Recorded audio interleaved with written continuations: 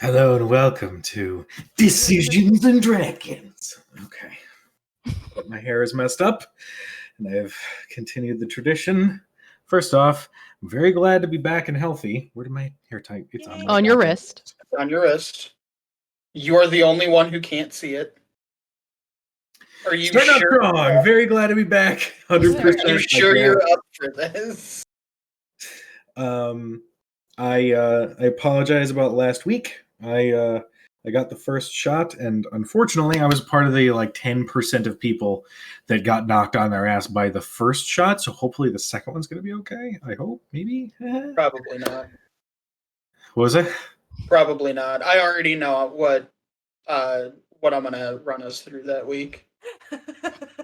Well, thanks. Glad there's confidence there. I mean, I'm more than willing to be happily surprised, but I'm going to show up, we're going to start, and I'm going to be wrapped up in a winter blanket, welcome to Decisions and Dragons. Either that or it's going to be the opposite, and you're going to show up and be, just super enthused, yeah, man, I got my shot, and, feel wonderful. So Welcome good. Yeah, to I mean, So Tina many got antibodies. her second one yesterday, and she's fine. Yeah, I'm good. I got my second one 2 weeks ago. I'm good. Got a little sore arm. Feels kind of like I worked out a little too much, but Well, for a small recap, our band of friends, adventurers, I'm still not quite sure what to call you guys yet, made their way, making your way to up northeast of Westron towards Joran Village, their original destination that they had in place a while ago, but now they've got their supplies, now they're ready to go. On the route there, they did run into a snowstorm that started to roll in, and during said snowstorm, they came under attack by a large pack of wargs, and we are starting at the top of the initiative order. Let me get the sound going again. can I help you? with Replace me, wolves with wargs and notes. where am I? Who am I? What's going on? I just had in my notes. Look, we don't have time for Fire a philosophy question mark? discussion. Right. I'm Next up, we got Dermot.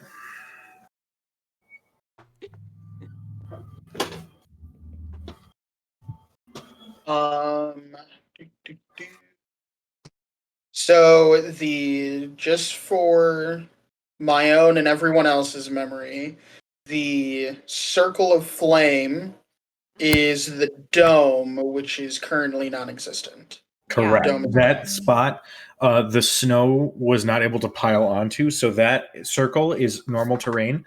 Anywhere Everything that else is is snow difficult. is considered difficult terrain because it's been snowing like a motherfucker.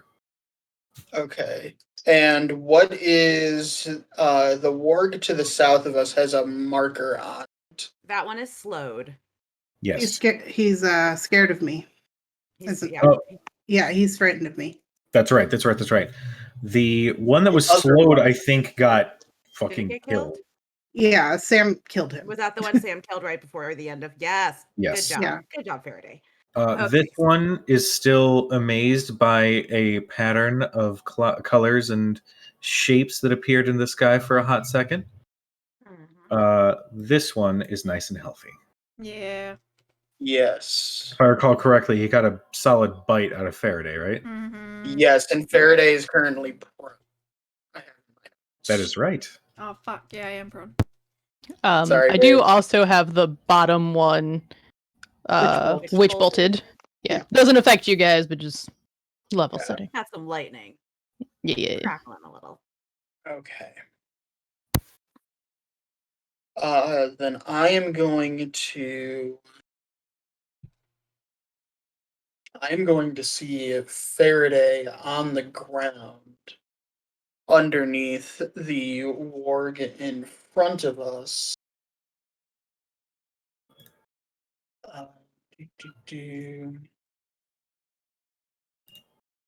And where is the thing? I am going to cast Scorching Ray from my wand of Scorching Ray. Okay. And I am going to use 2 charges Okay. to cast it at 3rd level. All right. Go for it. And this, you're targeting the one right next to Faraday? Correct. Okay. You guys watch Dermot reach into his pack and pull out the gnarled wand of Scorching Ray and watch it glow as he strikes out with it. And that is a 17. 17 will hit. Excellent.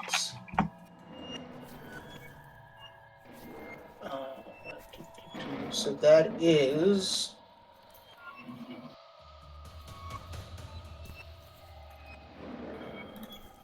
Oh, and that is 2 different rays. So I will make an attack roll for the second ray. No. Okay. That is a total of 4 rays. Because I can read. It's a second level normally, right? It's a second level normally, and you get 3 rays, and for each Everyone. Yeah. roll above that, you get an extra ray. Gotcha. So this is for ray number 2. That is an 11. That one will not hit. Ray number 3 is a 22. That will not hit. Ray number 4 is a 24. I guess that one will. So that is He's ignoring depending on the you. DM's mood. I am ignoring you completely. I am in math mode. Math mode. Can't stop the math train once it starts, okay? That's No, fair. and God help you if you try.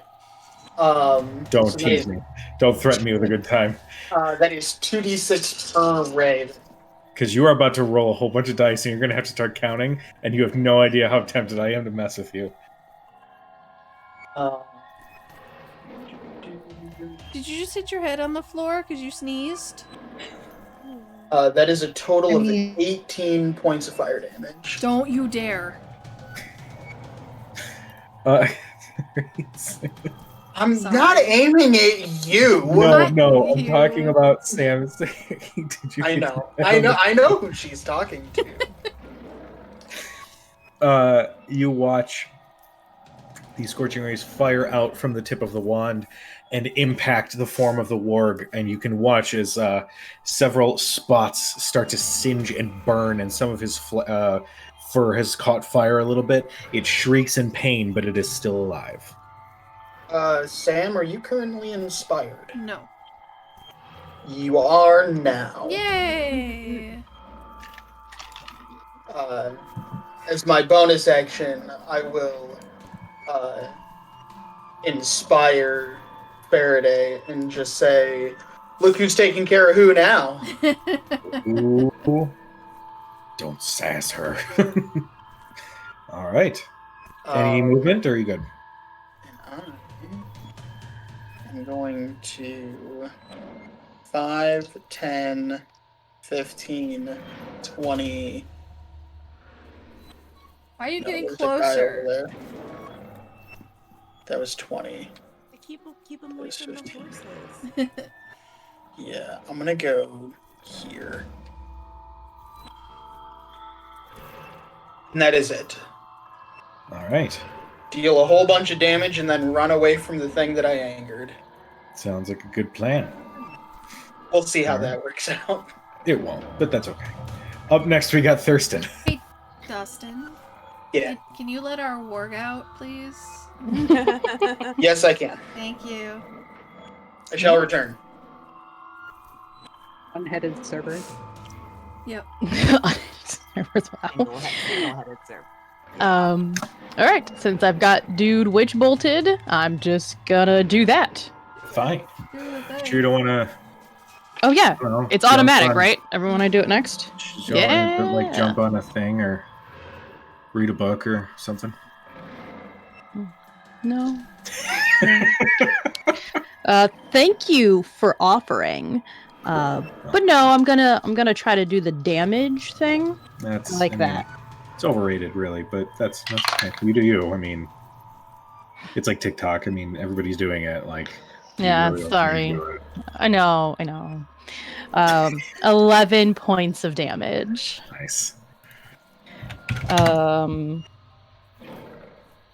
Don't think there's anything I want to do as a bonus action. And I sure as fuck don't want to move anywhere. Because any direction is closer to bad guy. So I'm just gonna stay right here and just keep good. concentrating. So now, quick question, actually, for Cadriel. Your necrotic shroud thingy.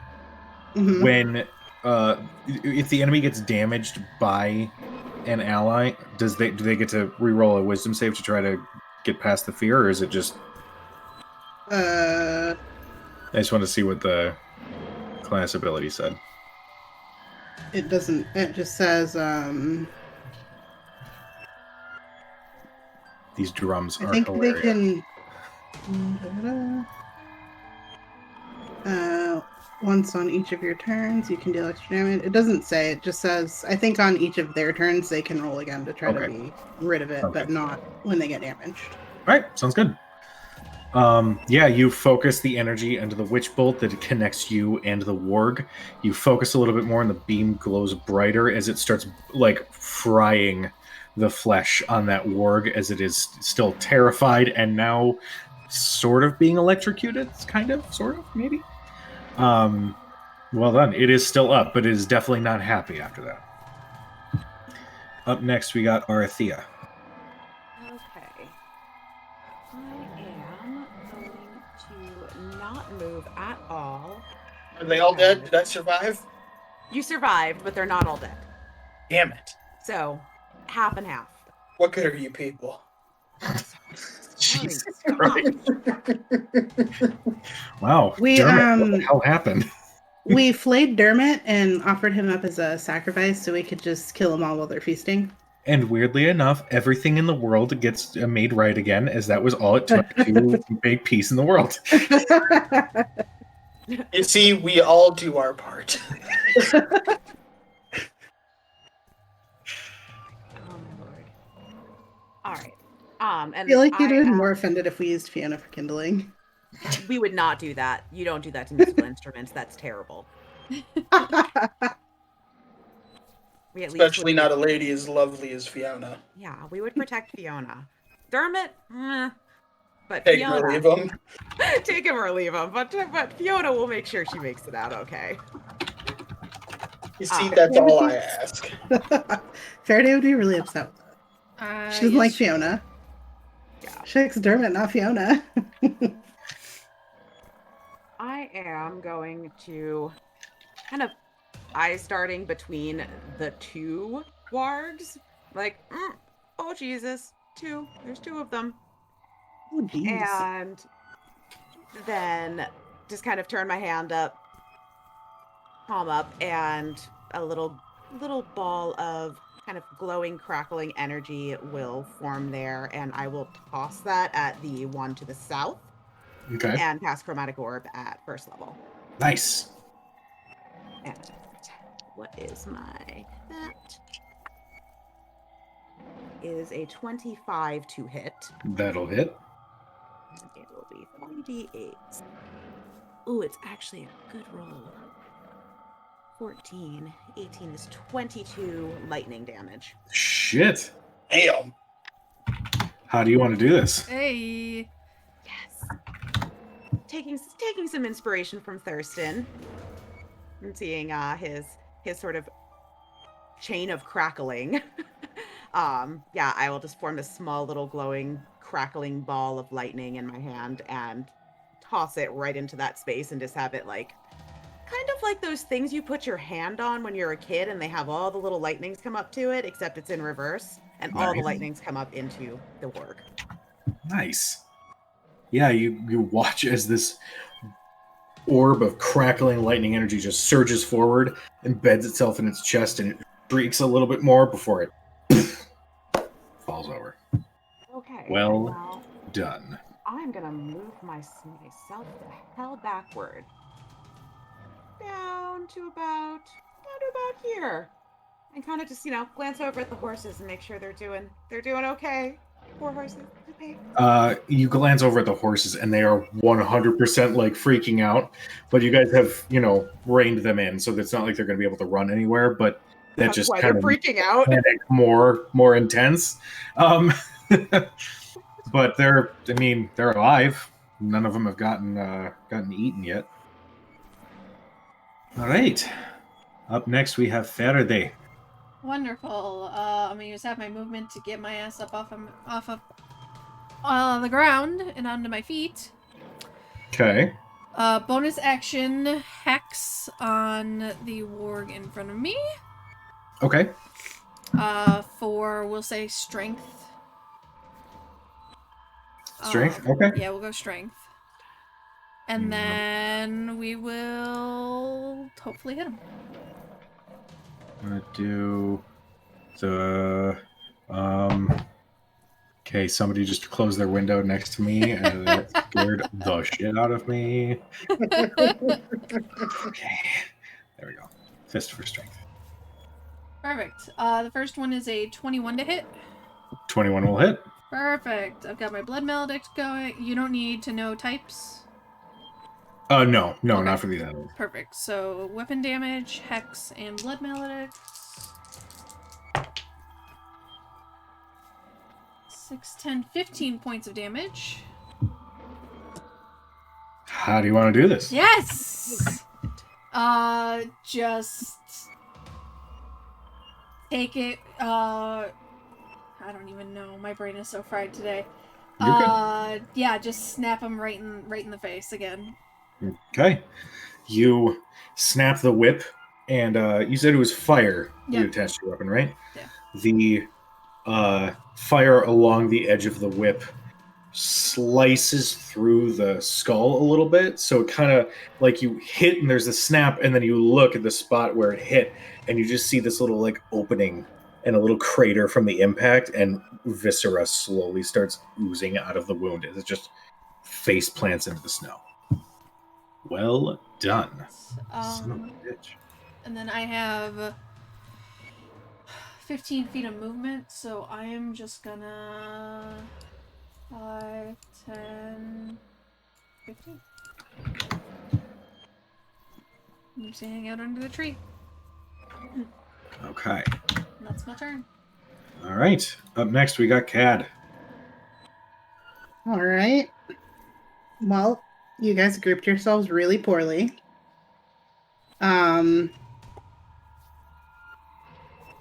I guess I'll end my shroud so I don't. That's only on your first. It's only when you initially do it. They're not affected now. But none of you were in it when I first did it, so if I Doesn't matter. skip through you, Doesn't matter. I don't think. Doesn't matter. You can keep it up. Yeah, it's just when you initially do the thing. Hey, B. Reeve. Yeah. Let me see. Yeah, when you activate it, anybody within 10 feet is frightened.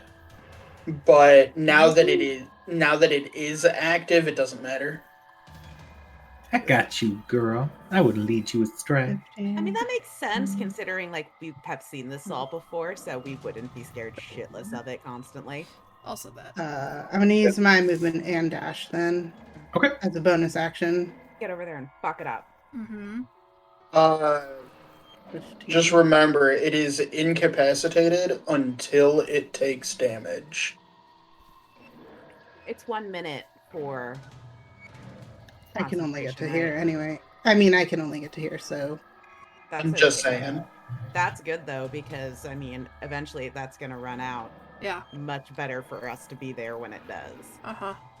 Yeah, well, I'm pretty sure that was the last thing I did, so we should have at least, 9, if not 8 rounds. I'd say you've got like 8 rounds. I think Yeah. we went through 2 rounds of combat after that. I can't really do anything else Okay. because I'm not close. So I will.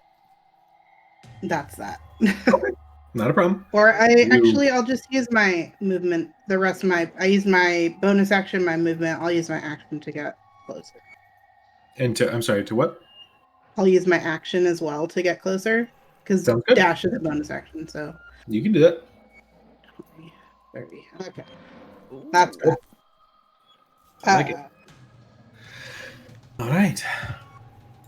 After that, you hear more howls in the distance, but among them, you hear one that is deeper and louder. You can almost feel the earth around you shake a little bit. Pardon me for a moment. Boom. Boom. Cool. Dope. Dope.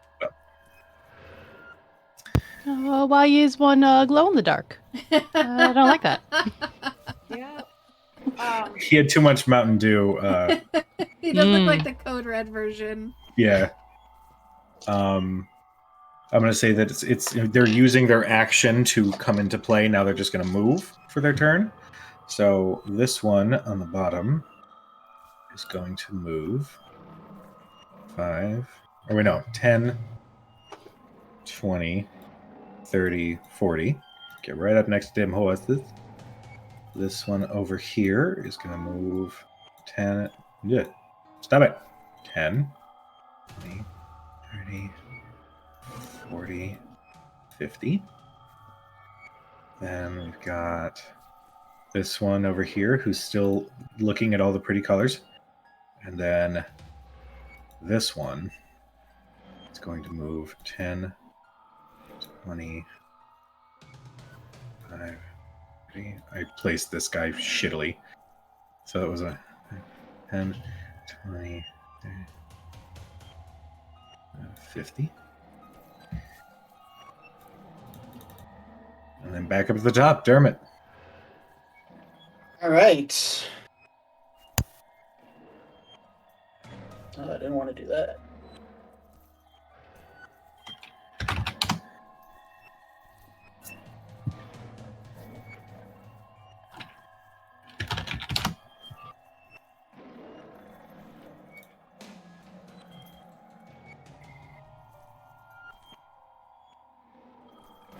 And actually, you guys had how many riding horses versus draft horses? 3 riding horses, 4 draft horses. Okay. I I will let you guys pick which one is a riding horse and which one is a draft horse for reasons. Well, why? No. I'm They're just our saying. friends. They're all immune to all damage. Yep. Wall of horse. Wall of Horse. Done. I was thinking about that when I was looking at the map before the session. I was like, man, what I wouldn't give for like Wall of Force right now. Such a good spell, Wall of Horse. Yes, it is. Just like spectral horses. Yep. Um, I don't care. I mean, Well, there's one missing, but I guess Yeah, we could. that's or did that one right. already get eaten? Shit. Oh, is there one that missing? one just Yeah, ran. there's 7 That one was horses. done. Yeah. That's fine. He's I still, was just gonna say. he's still under the tree. It's probably fine. He's hiding. Yeah, he's hiding under the tree. Totally cool. Thurston is currently petting him. Yeah. It's okay, buddy. It's all right. It's cool. There. Cool. Fixed. Whoa, where'd that come from? Do we just want to say that the 3 at the bottom are the riders, and the Yeah, other 4 are the probably draft the horses? easiest. Yeah, that's what I was gonna say. Yeah. Cool. Then on my turn, I'm gonna go 5, 15, 25. Can I see the warg over the horses? You can. I'm going to say that it is going to benefit Benefit from what? half cover. Okay. Then You know what? I'm going to do this. I Sorry, I guess- got a fancy new microphone, Mm. but I'm just trying to place it in a way where you guys can hear me better. So, and also not have the speaker playing the same shit you're listening to into the microphone. So, Well, that microphone looks familiar. Like it might be the one in front of me. Mm. I am going to just fire a crossbow bolt at it. okay, go ahead and make your attack roll.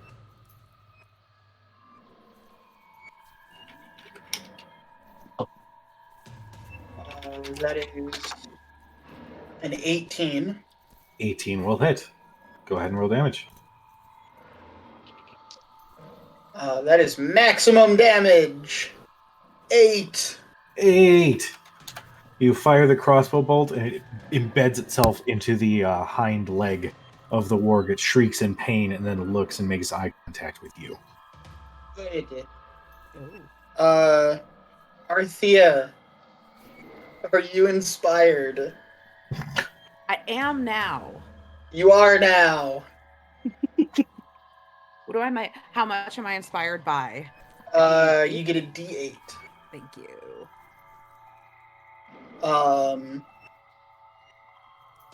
And I say, Arthea, if those horses get eaten, we have to walk, and nobody wants that.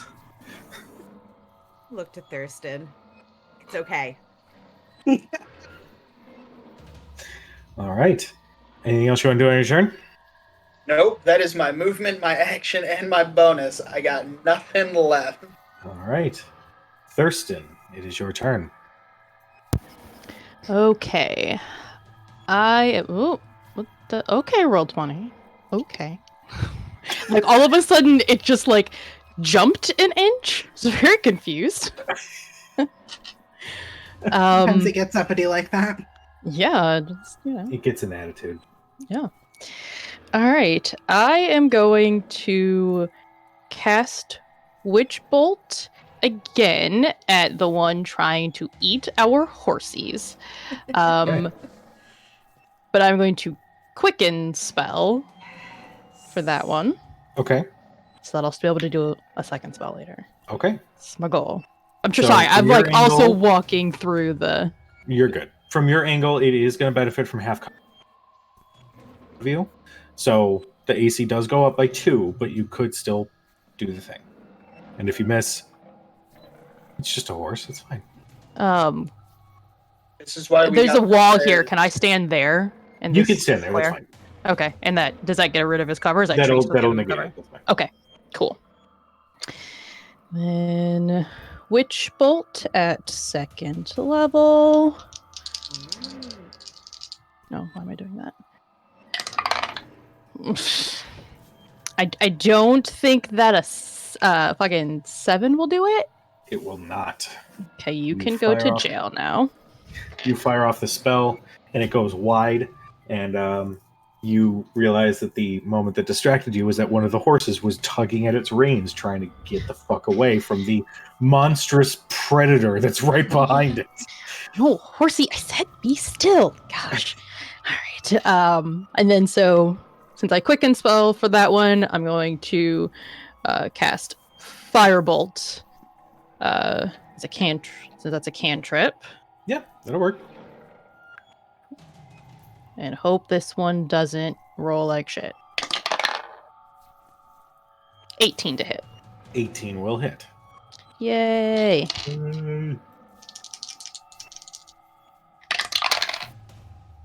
Wow. Wow. 3 points of damage. Just so many dice in dice jail. Goodbye. You fire off the spell. Not nearly with as much intensity in the flame as you would like. So as the creature turns from staring at Dermot and focuses back on the horse, there's this right in its face, and as the fire dissipates, you see that his whiskers are a little singed. and it growls at you. And then I'm going to move my ass back where I was. Sounds good. Oh wait, no, because this is difficult terrain is where I am, right? So I this moved into difficult first terrain. spot right here, I'll say, is not difficult terrain. But for these open parts, I will say that the snow has been coming down pretty hard, so that will count as difficult terrain. Okay, then I can probably just get like hiding behind this horse again. Okay. All right. Look, if it comes down to me or the horse, like, sorry, horse. Yeah. All right. Up next, we have Arthea.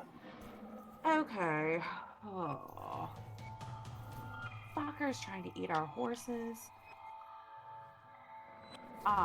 So everything south here is difficult terrain. Yes. Alright, so I could only make it to there. Well, I have line of sight from down this area. From there, yes, you would have line of sight. Alright, then I will take my full movement to get there. Okay. And I will turn and take a deep breath and do the exact same thing as last time. All right. And just kind of gather up a nice small little globe of crackling lightning Sounds and chuck it at that fucker. Be like, do not eat our horses. What I want. Oh, what is my bonus? 7, so 21 to hit. That'll hit. Which is 3d8. Less good is 8. 6 is 14 and 5 is 19 lightning damage. Jesus. How do you want to do this? Holy shit. And fry that motherfucker. Just like, kind of like the lightning strike. You know when they come down and they have all the little cracklies that come out? And it's like one giant one into a bunch of things. Looks like that, and basically just like carves right down the center of it. Like there's a burn mark. Nice. Yeah, you guys watch as this arc of lightning fires off from this orb of energy, and you see it course through the creature's body and actually impact into the ground. You guys look and see this gaping hole where the lightning bolt passed through. It is dirt. Well done. It smells like barbecue. Yeah, you guys are experiencing a lot of burned fur and flesh, Singed fur, but it also smells like food. and also horse poop because they're shitting themselves. You know, a Aw. lot of things all happening at once. Gonna give put up a hand. All right. Anything else you want to do on your turn, Arthea? No, I am done. I have nothing else left. Okay. Up next, we got Faraday. Sliding to a stop after hearing more growling behind me. Motherfuckers. I will move 5, 15. That should get me within the 10 feet I need. Yes, it'll just get you within 10 feet. Perfect. And I will hex. Okay. We'll just do strength again. Okay. And we'll make an attack. Do it. Hey, 21. That'll do it. 4. Garbage. 10 points of damage. 10? All right. And then we'll do a second attack. Ooh. Dustin, what's the inspiration? It is a D8. I will use that. And hopefully not suck. Not awful. 12, 18 to hit? That'll hit. Sweet. There goes my inspiration. Thank you, Dermot. That is what I'm here for. And more garbage. One garbage. Oh, I thought you were still talking about Dermot. And I was like, yeah. Oh, no, never. Not my Dermot. Dustin. Not my Dermot. 17 points of Fine. damage. Fuck you guys. Man, I gotta stack that shit. Stacking Hex on top of that Blood Maledict? It's scary. It's the way to Shit. go, man. All right. Damn. All right. Well, that one you whip across the face once, and it growls in response as there's now gaping gash across its face. You snap it again. This time you actually cut through one of his eyes, Oh, shit. and it shrieks and kind of reels back as it tries to get its bearings. It's still alive, but now it's partially blinded. I'm going to point at it and go, rethink your choices! Look at your life. Look at your choices. I feel like, have you said this to Spencer before? Yes, I have. Many times. I love Sounds Spud. like it. All right. Spencer. So done. You didn't immediately ask if she's ever said it to me. I will. Because we already The know answer is that's probably happened. also yes. Yeah. Pretty sure I've been in the room when it's happened. I want to be in the room where. Sorry. Up next, we got Cad. You have this Okay. innocent-looking warg staring at pretty colors that are no longer visible. So he's incapacitated, correct? Incapacitated until he takes damage. Or And another so does- creature spends an action to slap him out of his stupor. Which So I then do not recommend. So do I get advantage on my attack? Is what I'm Yes, asking. you do. Then I And get if you sneak hit attack. because he's incapacitated, technically it's an auto crit. I Right? think only if they're paralyzed. Hold on.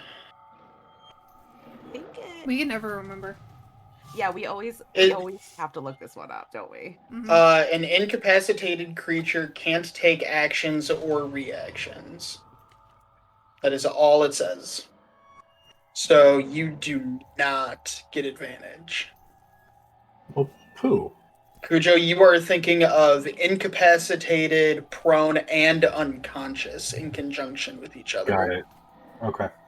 I apologize. So- Which is the case when someone is dying. You get advantage on the attack roll. If you hit, it's an automatic crit, and you automatically fail 2 death saves. So I Bad don't things get happen advantage. when you're dying. You don't So- get advantage. No advantage. No. Okay. Well, then I'll sorry, reroll that don't shit. be mad at me.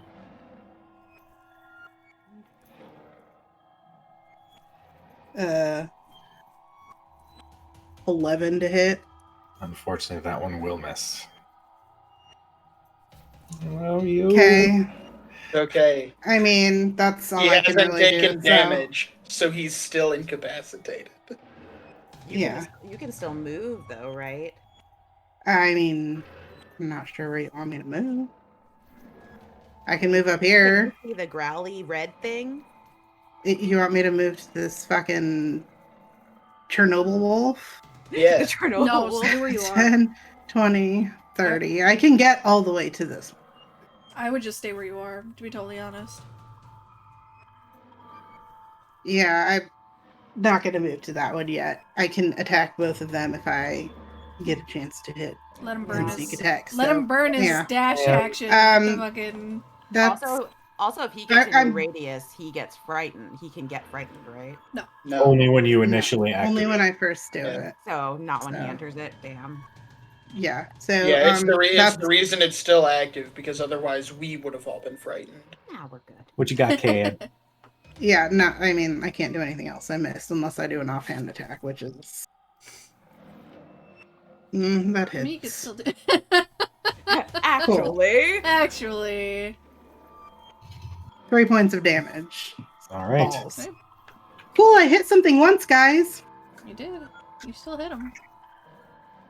All right. You strike out, and you do manage to slice it across the face, which does awaken it from its stupor.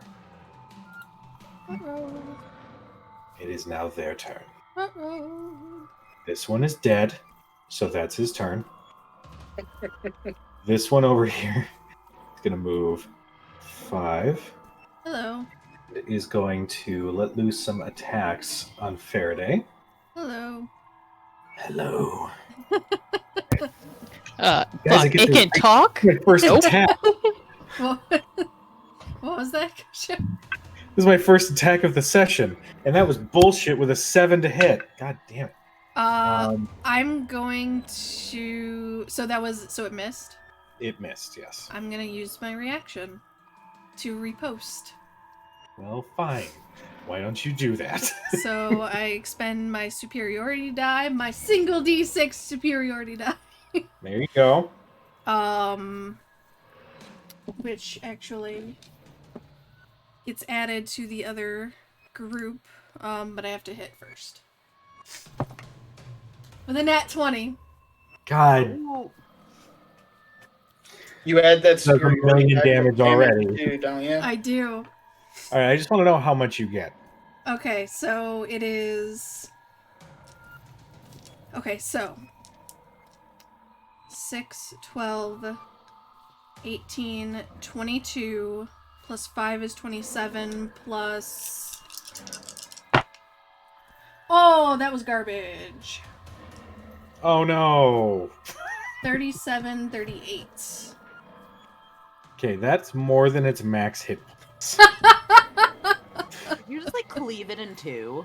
I told you to run away. How do you want to do this? Just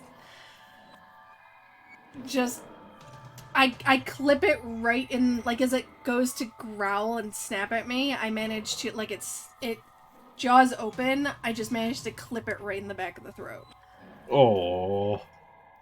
And it's fire damage too. Uh-huh. So you snap it and you watch this horrific scene as this warg is panicking as its trachea and inner are destroyed, as it is gurgling and becoming this just slowly depressing mess in front of you.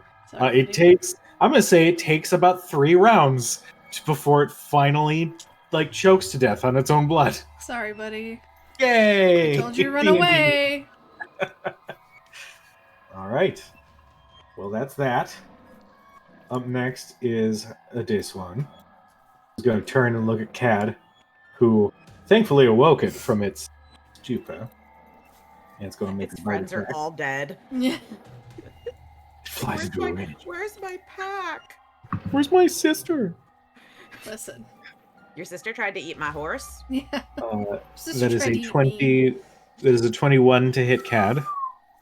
Yeah, I mean, that's like 6 points higher than my AC, so, you know. I love you. Don't be Fine. That is going to be 12 points of piercing damage. I will also need you to make a strength saving. Oh, yeah, because, like, my strength is real high. I'm just saying. Anything could happen. 6. 6. Unfortunately, the warg bites you around your chest and then muscles you to the prone. That's really rude. Then it's this one, who is still far the fuck away. 10, 30. I'm going to say it's going to squeeze through that bush, so 40, 45, 50. Uh-oh. I don't like that path it's taking. At this point, everybody make perception checks. I knew you were going to... 8. 8, 8. 12. 12. Miss Jackson. Miss J. 19. Okay. Lucky number 13. All right.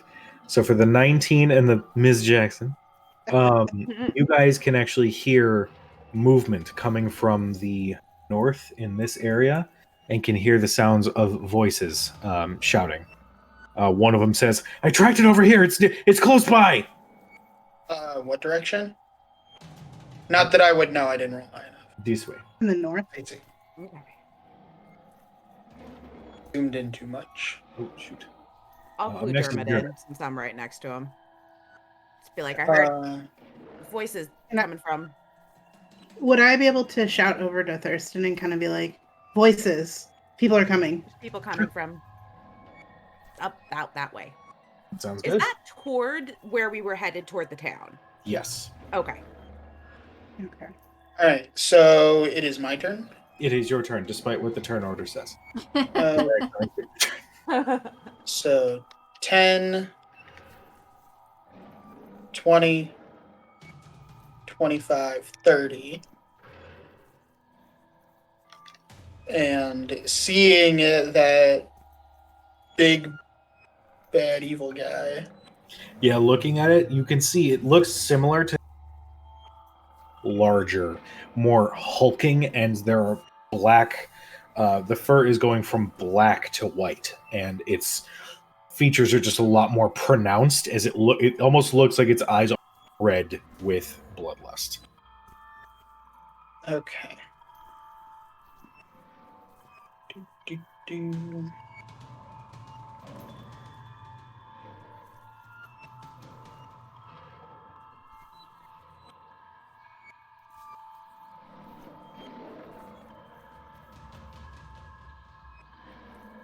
Then I'm going to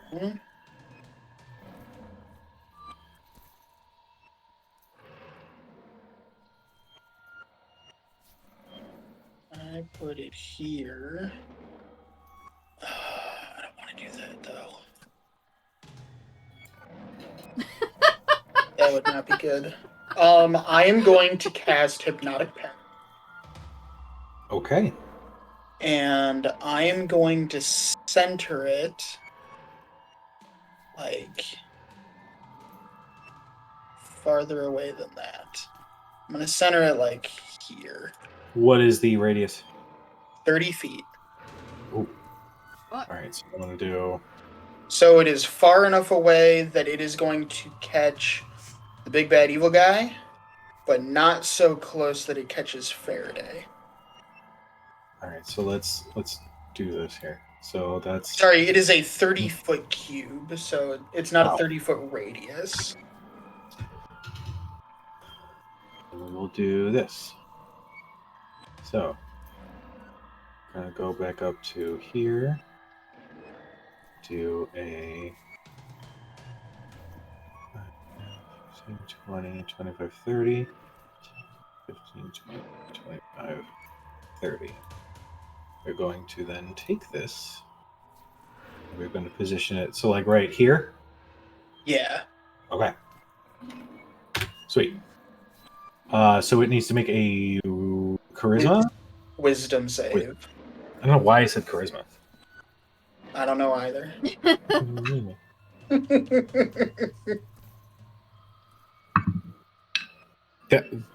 That was a natural 20. Fuck. It was there. You cast the spell, and a similar beautiful pattern shows up right next to it, and it is laser focused at Faraday. Sorry, babe. I've done all I can. It's okay. Anything else you wish to do on your turn? No. Okay. There's nothing else I can do. All right. Up next, we have Thurston. Okay. I'm gonna regret this life choice. You know I'm gonna regret this life choice. Well, actually, wait. First question. Since Witch Bolt is concentration, I can still attack another creature with it if I didn't hit the first time, correct? Yes. Okay. Okay, then I don't need to do the thing that will probably get me killed. You can do that, though, if you wanted. No. That's fine. I don't feel like It's an rolling. option. We just went through this whole character building session, and like we don't need to do that again for another character. No. Does The he? last thing we need is to go back to Thurston's mother Oh, and say, "Hey, God. we made it like a day and a half outside of town." He got eaten. The entire lineage of this noble house is now gone. Sorry. Oops. We didn't even complete what we went there to do. We didn't even make it. I can see the Chernobyl warg like underneath the big tree, correct? I have line of sight. Chernobyl war. Really glad that is yes. caught on. You have line of sight. Okay. Then I'm just gonna attack him with the Witch Bolt. And that's an 18 on the die. So That'll do it. that.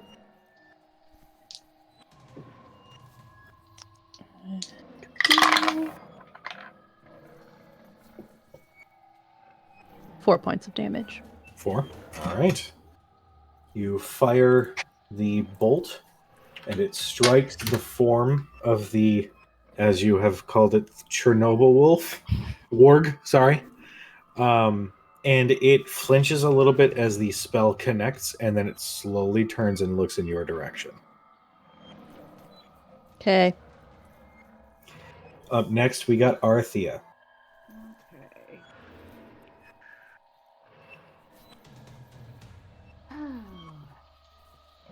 Let's see.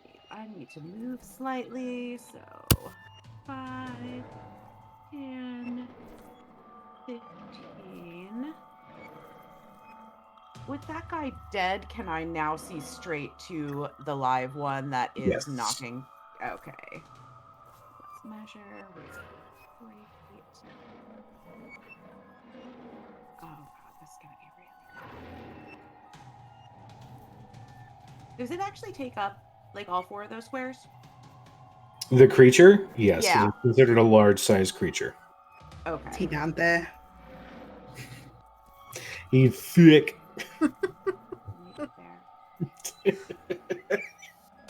I love making Rhodes facepalm. It is probably like one of my favorite things in life.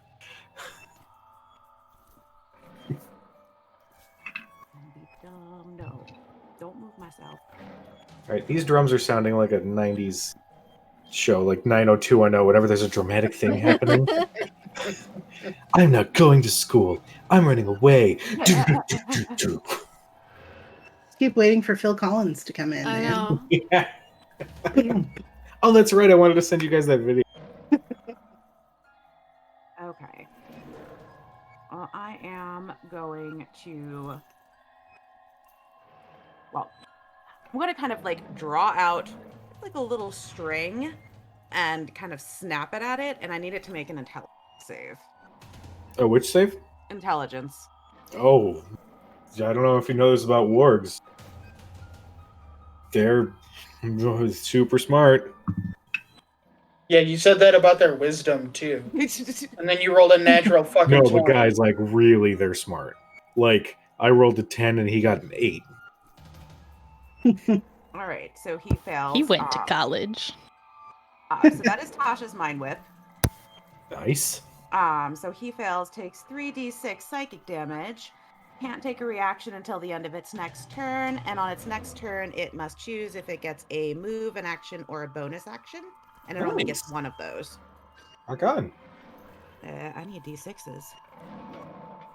A lot of them. That's pretty All of shit. my sneak attacks that I haven't gotten.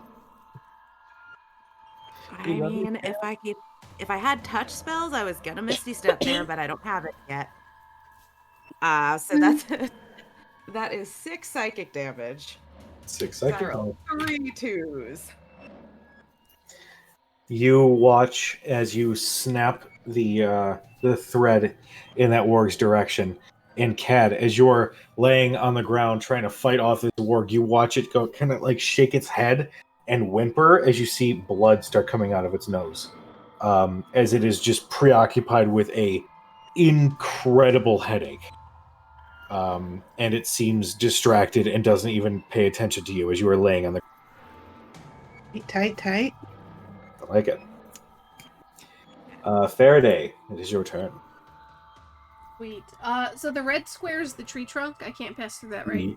Correct, yes. Okay. Well, Minecraft tree trunk right there for you. listen. Look, it's Unfortunately, fine. I don't have enough movement to get between Thurston and the warg, so I'm just gonna try and be a distraction. So 10, 15, 20, 25. Yeah, It'd be good. Woofy. But Thurston was trying to be a distraction for you. Yeah, Yeah, but you're squishier than I Communication. am. True. And I'm more scared of your mother than I am of this thing, so... It responds with like, "Hey, what the fuck, man?" God. That's a 19. 19 will hit. I didn't switch over my hex. I mean, no. That's That is still 14 points of damage. fuck. Yeah, you whip it just as it's opening its mouth to snarl at you, and you get the whip right across its webbing, and you see its cheeks start to bleed out, and it snarls and roars right in your face after that. Cool. I'm gonna point at it and hex it. Good. I'm gonna guess strength. Yes. Okay. And then I will attack it again. Sorry, God, if you get another... It's a 19 on the die. Okay. Oh, God. So close. That was so close. Hey, that was garbage. Cool. Dope. 5, 10, 12 points damage. 12. All right. You did not kill it in one turn.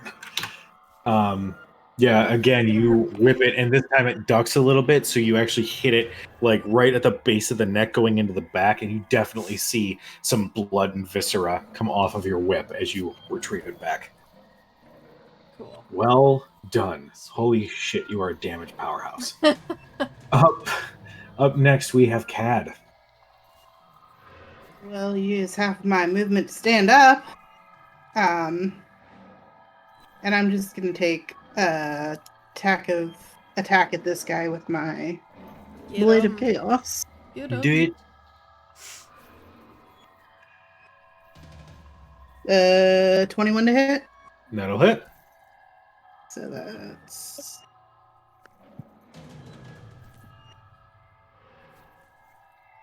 12 points of damage plus 5 points of necrotic damage. Nice. You said 12 plus 5?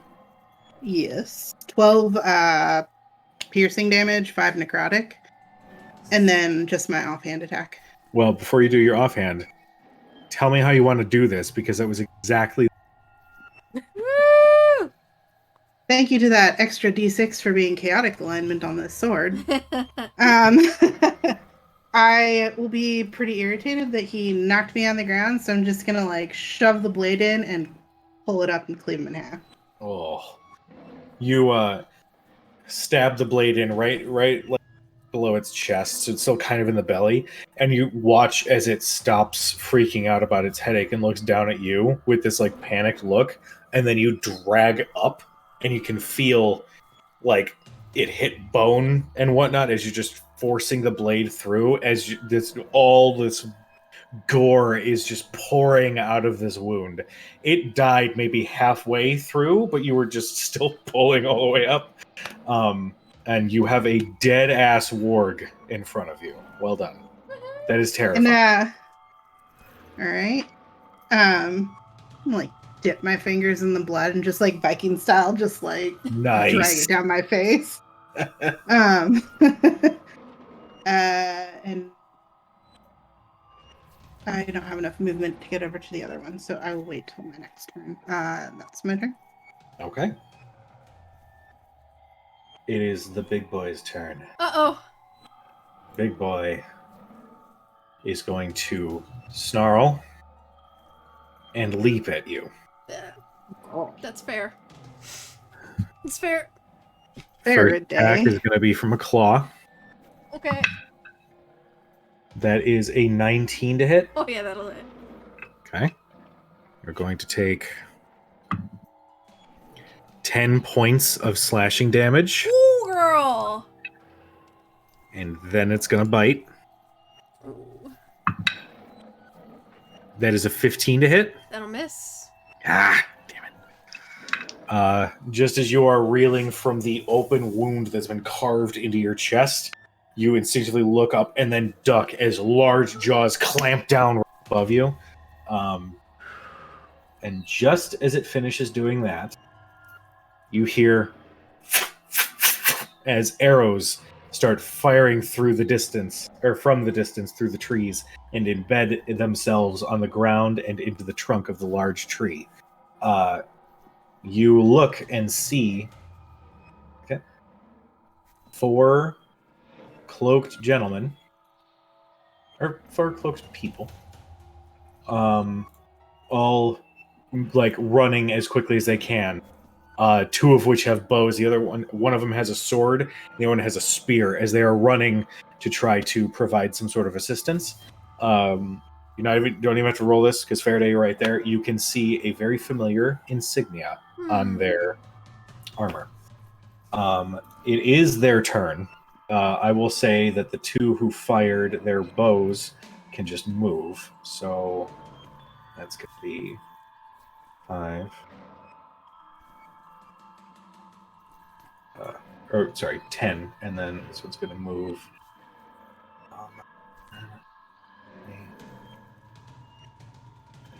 30. And these guys are going to double move 10, 20, 30, 40, 50, 60, 10, 40, 50, 60. As they approach, you hear, "Don't worry, we're here to help. We've been tracking this thing for..." Well, late to this party. Up next, we got Dermot, top of the round. I'm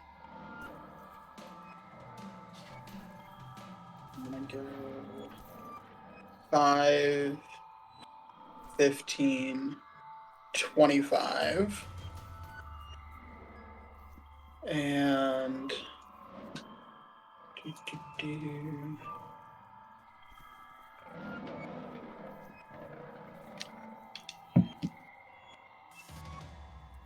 I'm going to cast Healing Word. Oh, thank you. At 2nd level.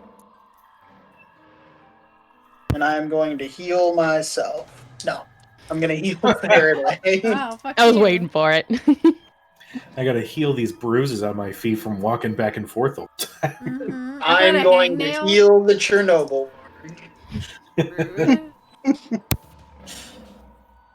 He just looks so cute. I don't. think That he is a does. total of 9 points. Hey, I mean, oh yay! you just want to... I just want to watch the word burn. All right, so that was your bonus. And I will draw my rapier and prepare an action. I don't actually. I'm going to draw my rapier and take the dodge action. Sounds good.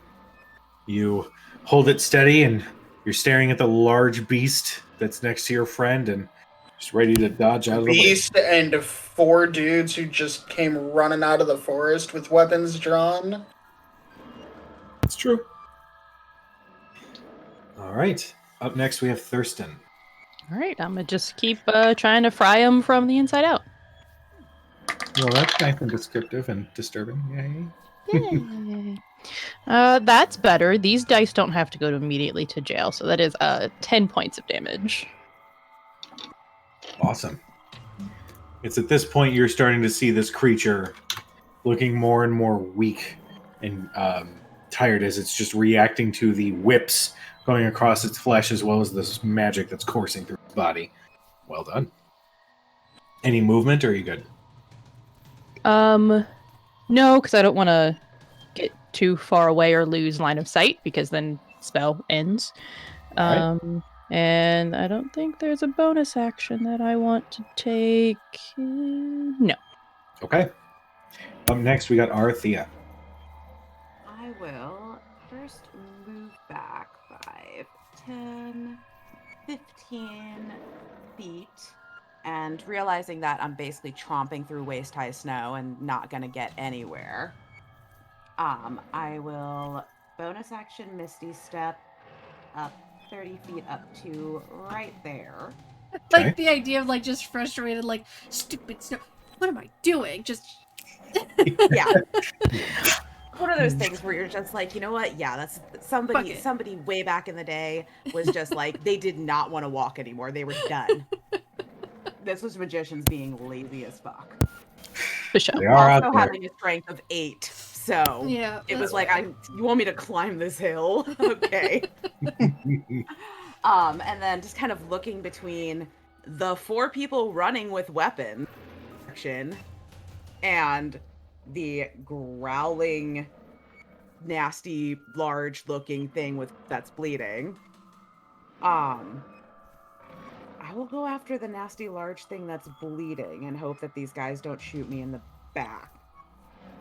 And I'll just kind of turn toward the warg and just,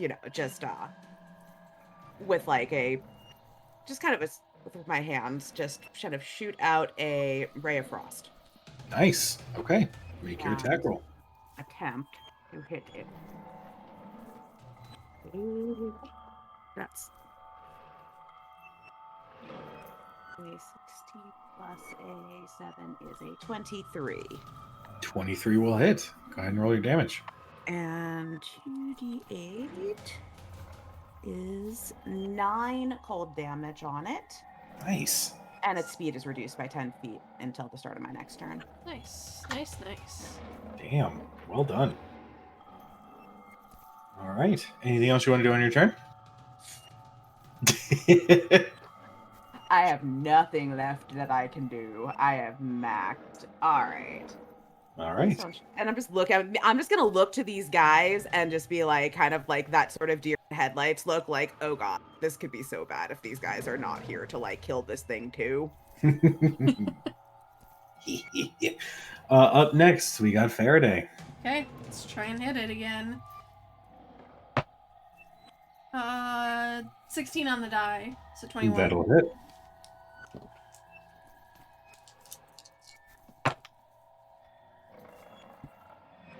That's 10, 15, 18 points of damage. How do you want to do this to end the encounter? She will lash out with the whip, but instead of retracting it to make it snap, the whip will wrap around its neck, and she will just pull a Leia at Jabba's palace and just Oh. Excellent. tighten it and finish it.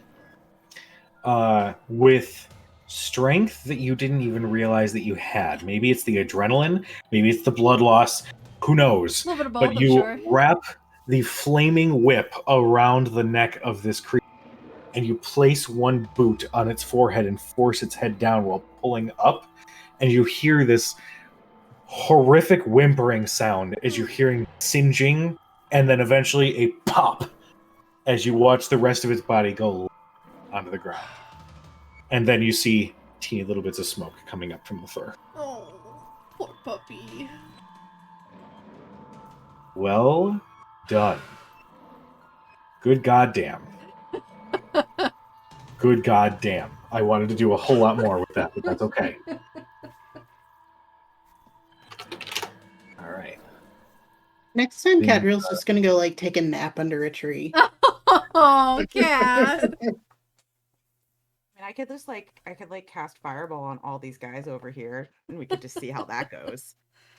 Have you changed alignment? Yeah, right. Didn't tell anybody?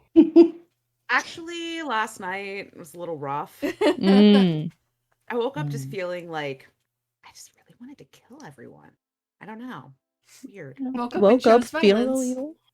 Yeah, Woke feeling up, felt a little evil. Yeah, Well, it well, happens. so it was more like, I mean, I felt okay when I woke up, and then it started to fucking snow. And then wolves tried to eat our horses. I feel that. I get that. You ever have those mornings where you just wake up on the evil side of the bed? Yeah. Yeah. All of the men who arrived to help are horrified by the conversation. I immediately make my way over to the horses to try and calm them down. I will need an animal handling check.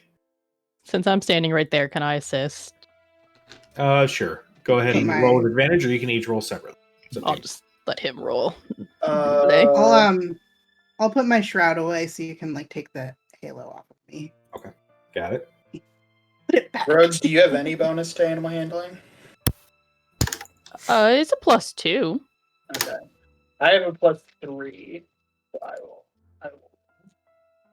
Sorry, was that racist of Thurston to assume that the satyr had better animal handling? Like, Wow. What was your total, Dermot? Sorry. It was racism aside. That is a 23 with an natural.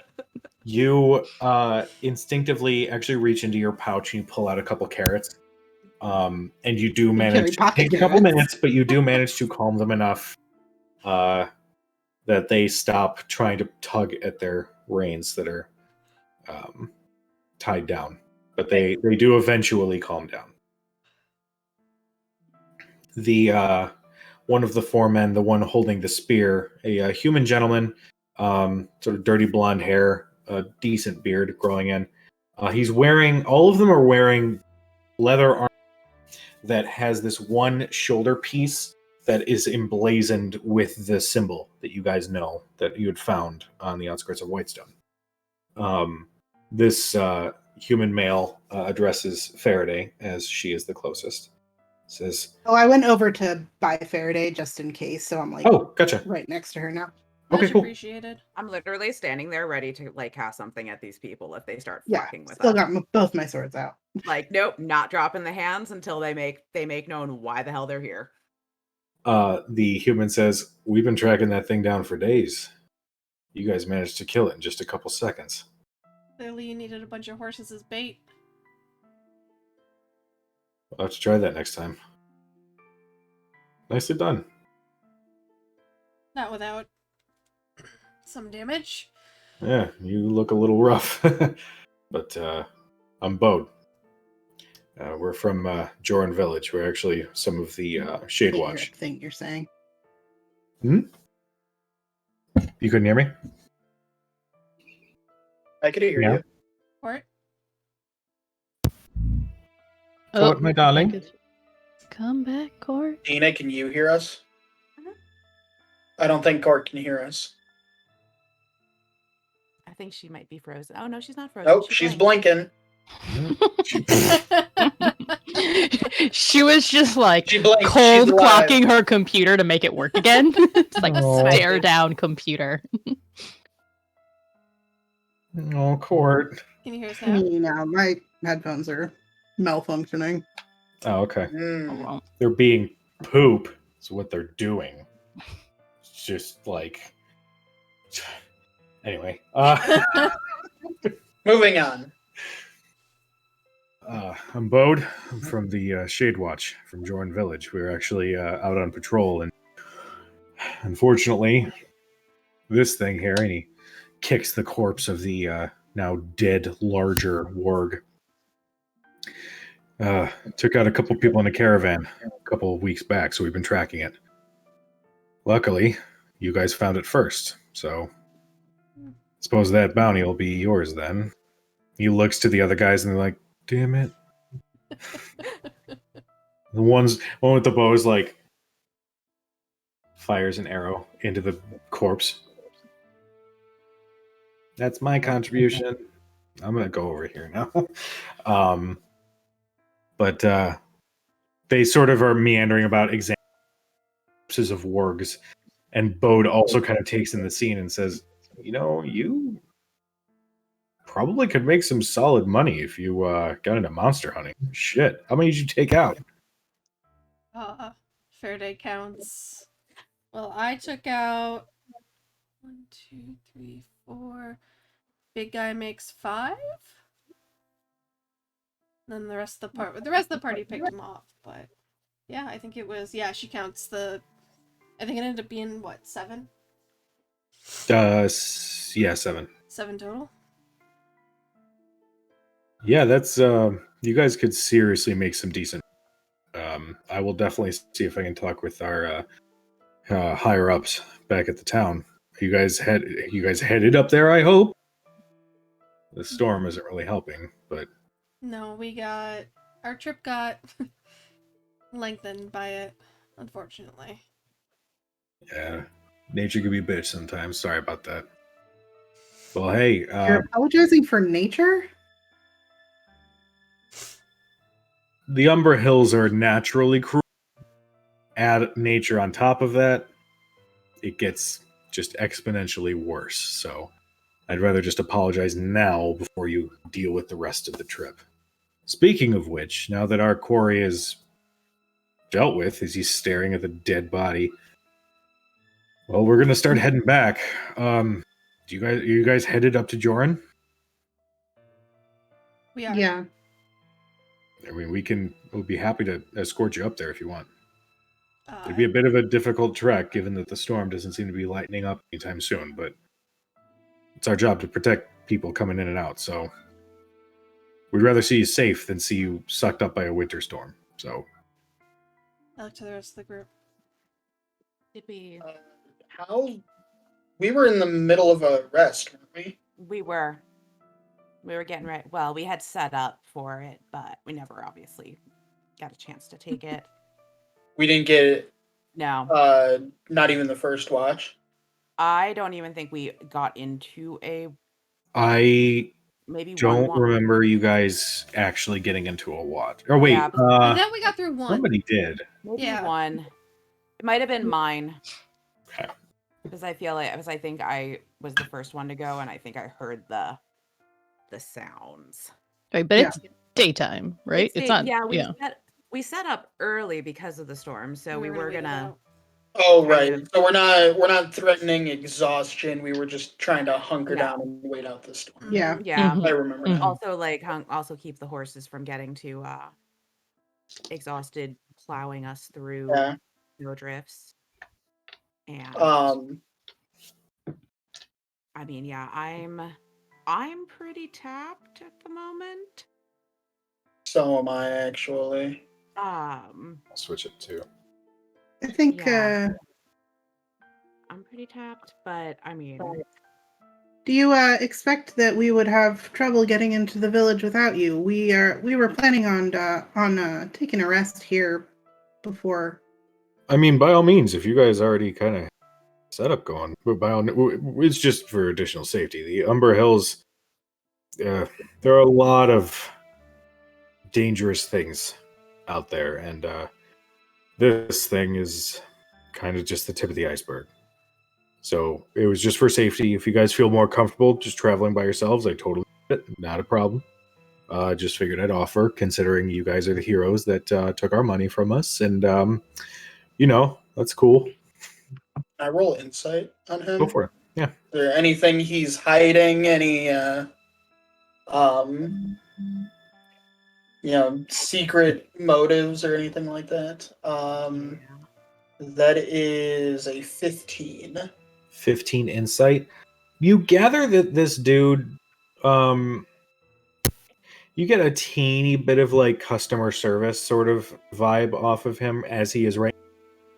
But while that is the case, it's not like he's giving off any vibes that he's like.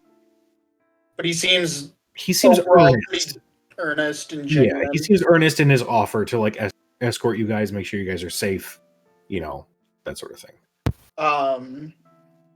How far is the trek to the village? Well, normally I'd say it's about a day's travel. Well, with the storm, you're looking at most likely double that, so probably about 2 days left. Thurston. What do you think? I mean, I'm not sure especially if you've been hurt, if traveling right now is the best thing to do. And also, if we're gonna have to essentially stay here a day and then spend another day getting there, it sounds like 2 days either way, right? Mhm. We might as well stay warm while we can. And he turns to look at the gentleman. I mean, should you be traveling in this weather yourselves? It sounds unsafe. We've got some decent gear. Luckily, some of the traders who've come up through Joran have some magical means of keeping people warm and whatnot. So we will be okay. But if you guys would rather stay, that's fine. I mean, we'll still happily escort you. That's fine. It's literally our job to do so. So you guys, you let us know what you want to do, and we'll accommodate you. How long do you anticipate the storm will last?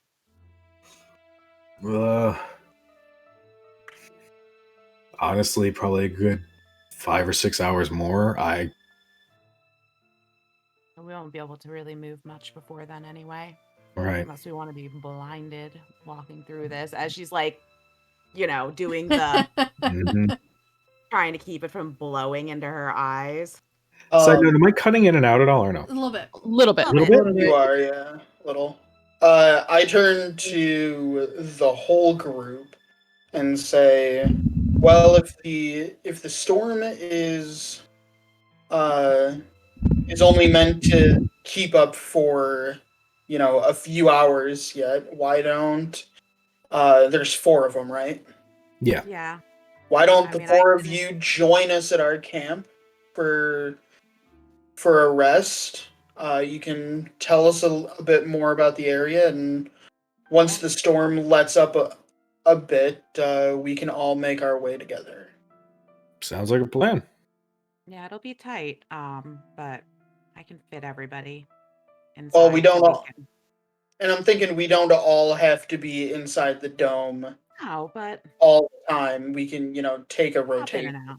Well, yeah, and someone should at least pop out every so often to Mhm. check on the horses, make sure they're not getting buried in snow and freezing to death. Is the fire that we set earlier, is that still going, or is that totally buried? That is still going. It's definitely it's struggling with all the snow that's Yeah. coming down right now. Yeah, so we should probably do that.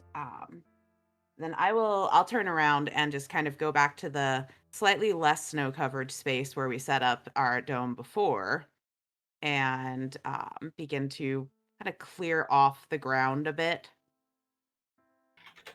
so that I can start the ritual to cast it. All right. The Bode turns to the other Shade Watch members, and at this point, you can see them a little bit more clearly. There is a female elf, and there is a pair of dwarves with them as well. The dwarves are the ones that have the bows, and the elf had a rather nice-looking short sword. But Bode kind of gestures to the 3 of them and says, "We're going to be taking care of these people here for the night until the storm lets up." And the dwarves nod and immediately start reaching into their packs to provide, any other firewood, any other supplies that you guys would need to get the fire going. One of them actually completely undoes their pack and starts putting up a tent, for additional space if needed. The elf turns and says, "I'm going to go scout the area just to make sure that there's nothing else coming."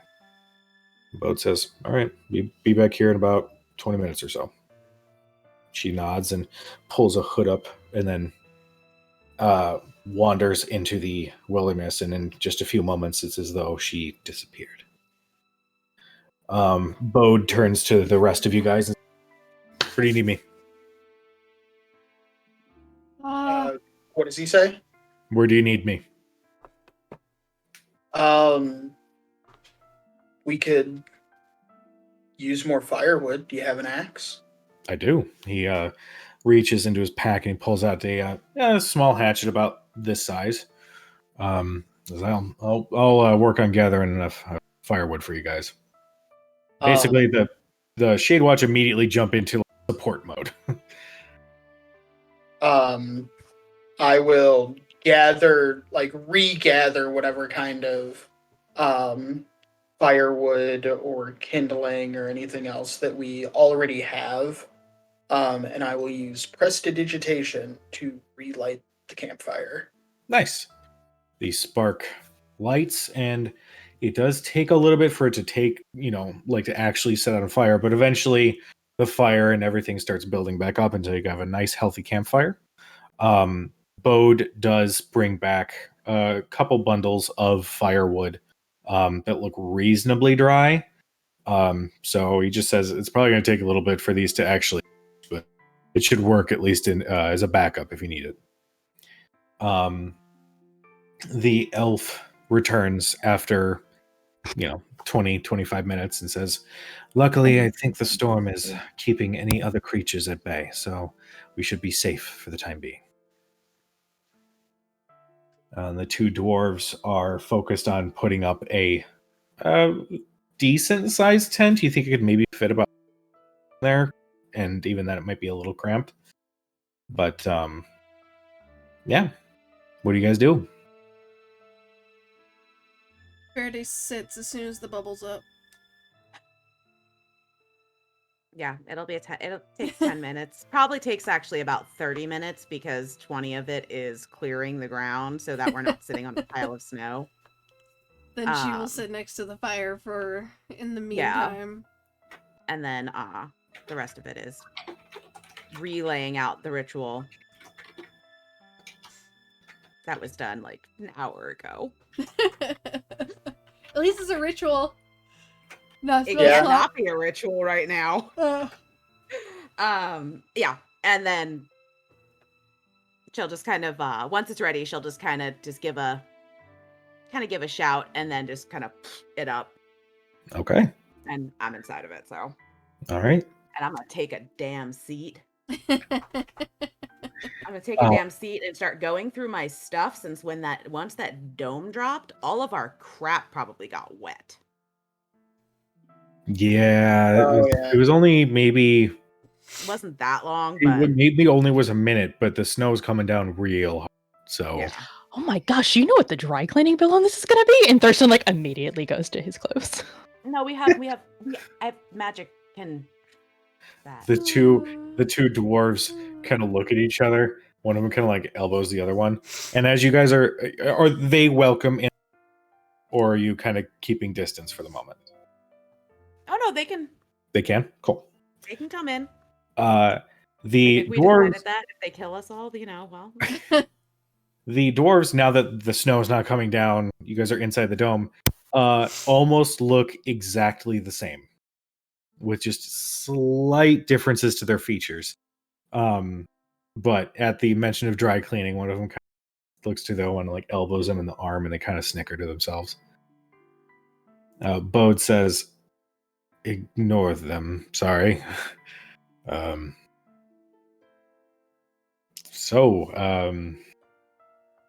What brings you to Joran Village, I guess, is the money?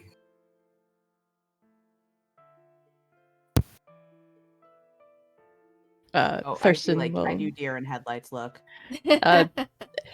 Thurston fully getting accustomed to being the excuse at this point. Yep. Sorry, buddy. He has a purpose in this group. He has such a good demeanor, though. He'll speak up and say, some potential business prospects. My companions were kind enough to offer to escort me into town. Well, that's impressive. I hope I'm not prying. You are? Excuse me. And all of the insanity, I've lost my manners. I am Lord Thurston Allard. Oh, cool. I didn't realize you were a noble. Cool. If you're looking to possibly set up shop, now's the time. Business is kind of booming, so could work out for you. That sounds good. Lord, he gives a half bow.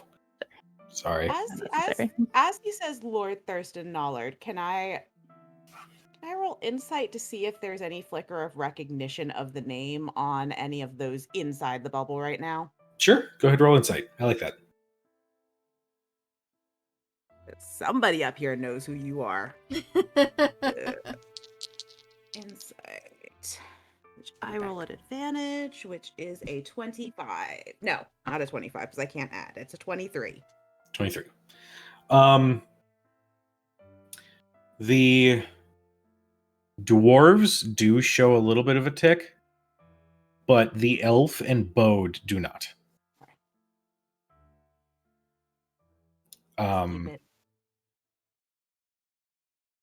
But Bode says, yeah, I mean, with the they're building well, they had a fighting pit in addition to kind of bring in some sort of money in addition to the silver mine and all that. But they're starting to build an arena now.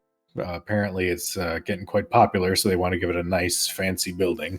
I think they're actually supposed to christen the thing in the next week or so. So that's starting to bring in some more interested parties. Of course, that just means more patrols. Keep the pathway clean and all that. So, yeah, that sounds good. That sounds like make some decent money. And then in the silence, the elf kind of goes,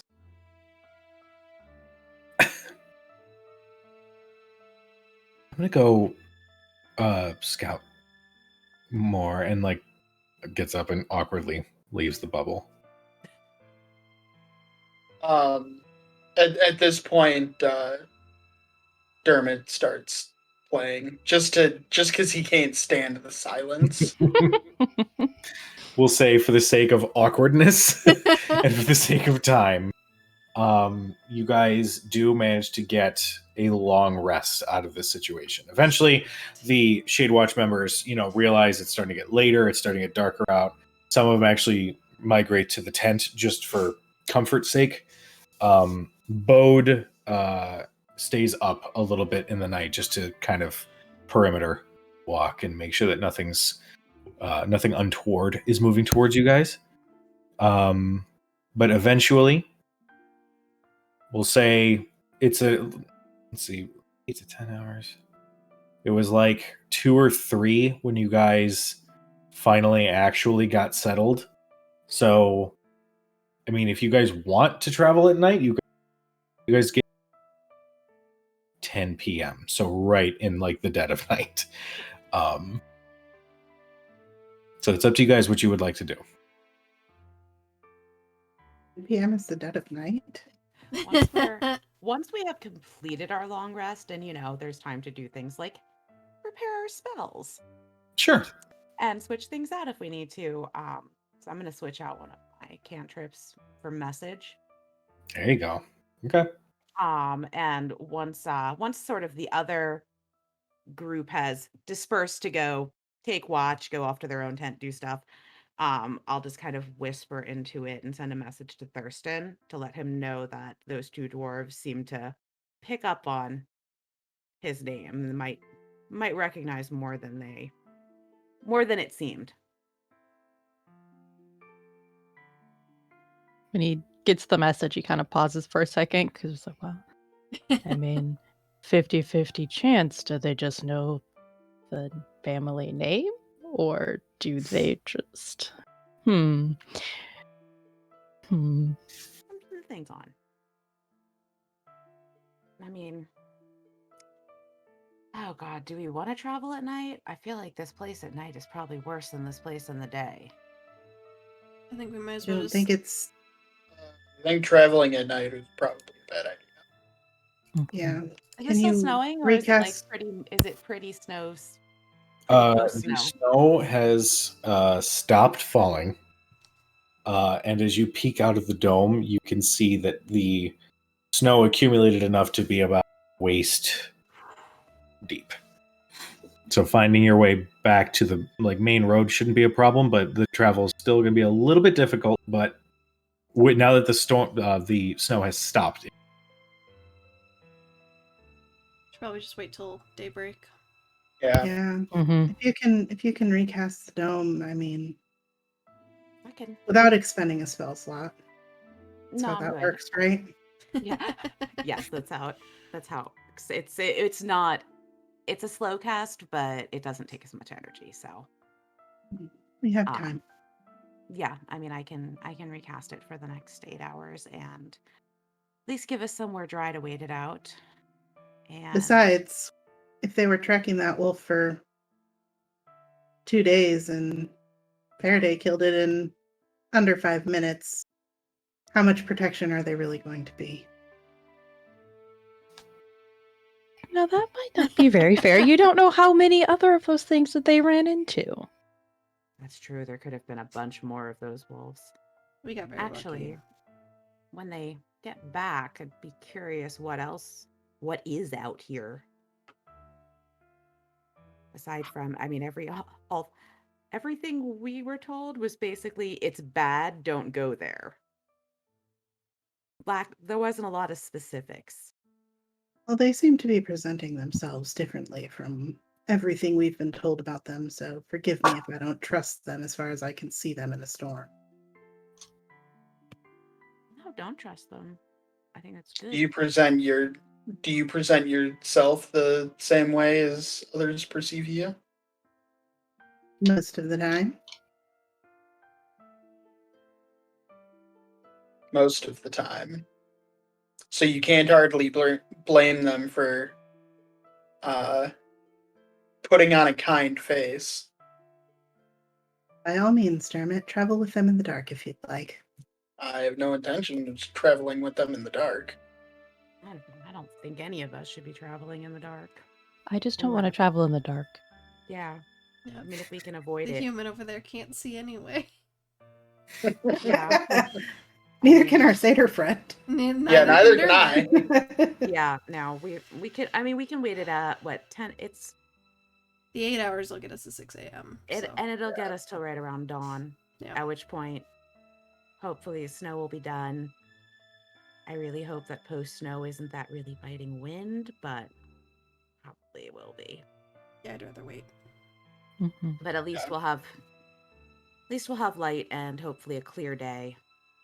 Yeah. All right. You guys, I'll say, continue to rest.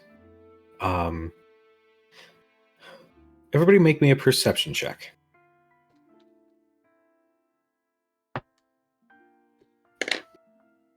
Balls. 13. 7. 12. 11. 19. Okay. All right.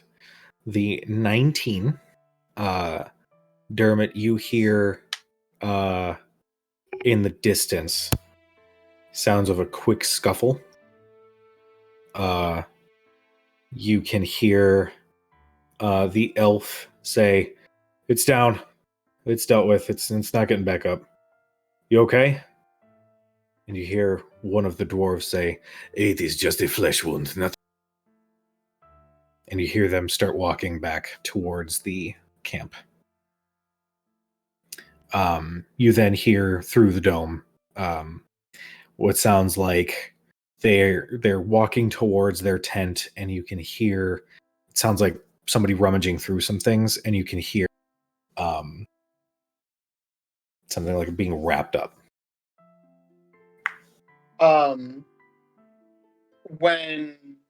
When they get back to the campsite, I come out of the dome and approach them and say, "What was it?" As you approach, you actually see one of the dwarves is wrapping some gauze around a large gash that's been put into his forearm. Very like a quick slice through the flesh. As his brother is helping, bandage up the wound, the elf turns towards you and says, there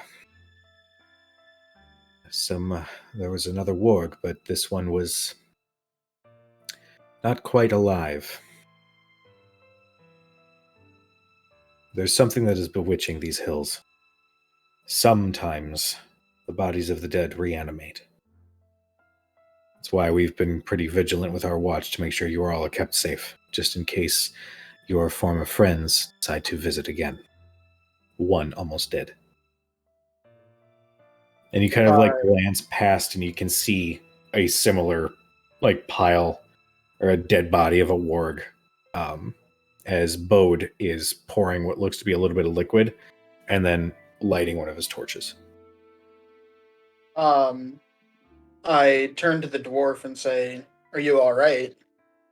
Yeah, it is fine. You can see he's moving his hand around a lot to make sure are good, but you can definitely see that half of his hand is struggling to function. I reach out a hand and say, "May I?" Sure. He holds his arm out. I start playing a melody, not too dissimilar to what we're listening to now, with Fiona, and I will cast healing. Okay. How much do you At first level.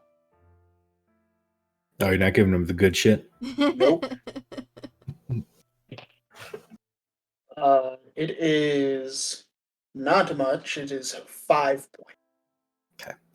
points. Still, though, you do look at the wound, and you can see at first, as you are casting the spell, it doesn't seem like there's a whole lot happening until you look closer, and you can see that some of the internal wound is starting to stitch itself back up, till eventually, it starts looking like it's going to start stitching the actual flesh back together, like the skin, but it doesn't quite get the full healing treatment that a wound like this would require. But he looks down and he kind of flexes his hand again and now has full motion. Thank you. That was freaking me out a little bit. Thank you. And his brother continues bandaging the wound. I'm here to help. The elf says, thank you. That was very nice of you. We don't have a healer in our group, so thank you. I don't think we've actually been introduced. Dermot O'Ferry. And with a flourish, I'll spin Fiona in my hand and say, and this is my lovely lady Fiona. She kind of doesn't narrow her eyes, but looks down at you like, charmed. I'm Ired. And this is... She points at one of them. No, that one is Husam. This is Fred and George. Wait. George, Fred. You see my issue. That one is Husam, and this one is Hassam. And both of the dwarves give a gesture. The one with the bandage is Hassam. And Husam says, our mother was a bit of a bitch, so I'm sorry for the confusion if it happens. I've heard worse, I assure you. Ired kind of, again, just stands a little awkwardly and says, well, thank you very much for yours.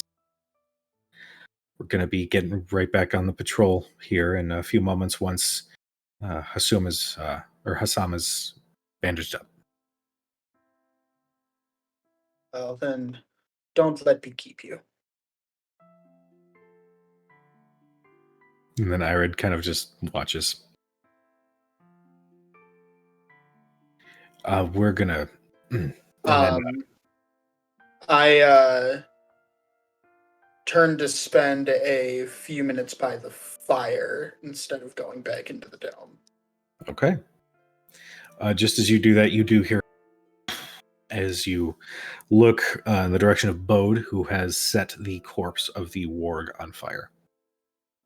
Far enough away from any trees to cause any...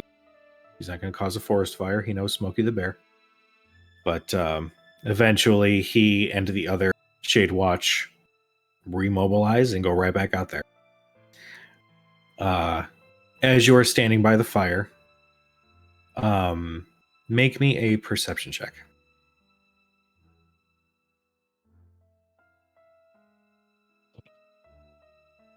Uh, 17. Okay. With a 17, as you're just sitting by the fire, making sure there's nothing else going to come tonight, you stare into the flames for the moment. And you kind of get mesmerized by the pattern, by the heat. It's very relaxing, and you're still keeping a weather eye. Until you see what couldn't be a face in the flame, just for a moment. And then the flames that lick around it, the sharp edges, the points in which a flame sort of ends and start to curve a little. And you see the color of the flames start to slowly turn greenish flame. And this face forms, and you watch as the fire turns to leaves and vine. And you see the face of a fae staring at you for a moment. And the nearby surroundings, the cold wind, the sound of the Shade Watch ambient hum that reminds you of the Feywild.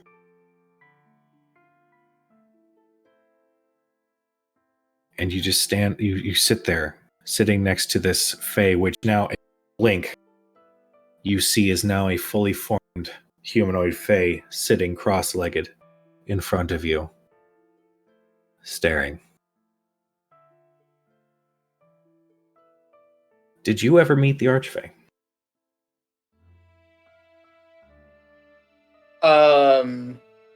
Yeah, I worked for him. The Archfey sits across from you, kind of tilts their head and says, "How long do you think this will..." Just curious. And as they wave their hand, you see vines sort of slowly their forearm to their hand, where they can see they sort of bow out, almost like a strange vine-shaped glass that just fills with wine. It seems to be coming from nowhere within visible sight. A month? 2 months? I have an embarrassing question. Go for it. The first part of that, all I got was, how long do you think you can... Oh, God damn it. It was just that bit, too. There we go. This is how we're going to do it now. No, I heard everything else, but you got it. Okay. Cut out like the like your mic has like an ambient noise filter. Got it. Okay. The question was, how long do you think this will Last. Guessing you said how long last? do you think? Okay. Nice, guys. Finish. First and foremost. Wow, way to ruin a fucking moment. I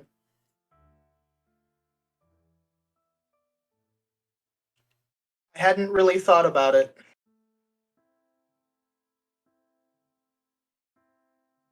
A month? 2 months? 6 months if you're daring? I don't think I could see everything there is to see in only 6 months.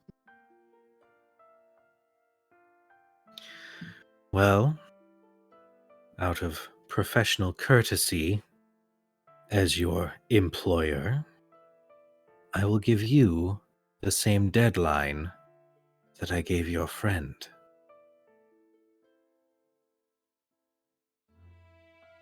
Which I believe, because Cujo totally remembers, was 1 year, correct? 1 year from Winter's Crest. So it's about 11 months now. Okay. 1 year from your winter festival. And at the end of this year, you will return to me one way or the other.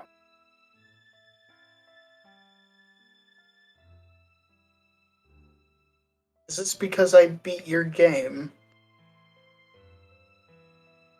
Nobody beats my game. I seem to have. They just delay the win.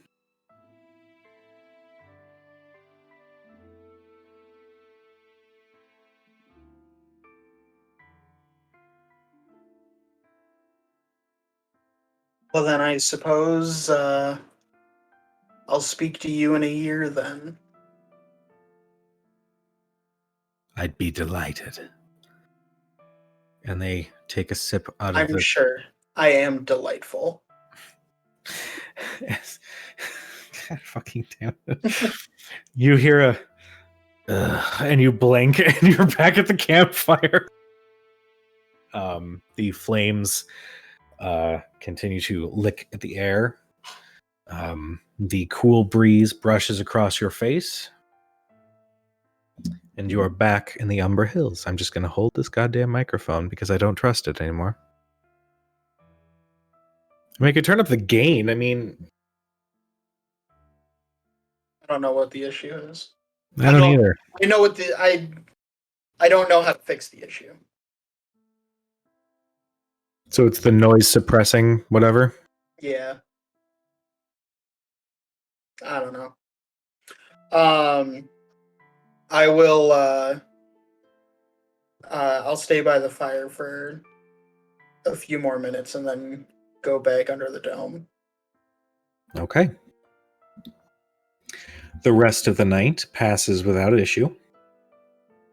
You all awaken to the sound of birds chirping in the distance. You can hear a light breeze sort of cutting through the trees, and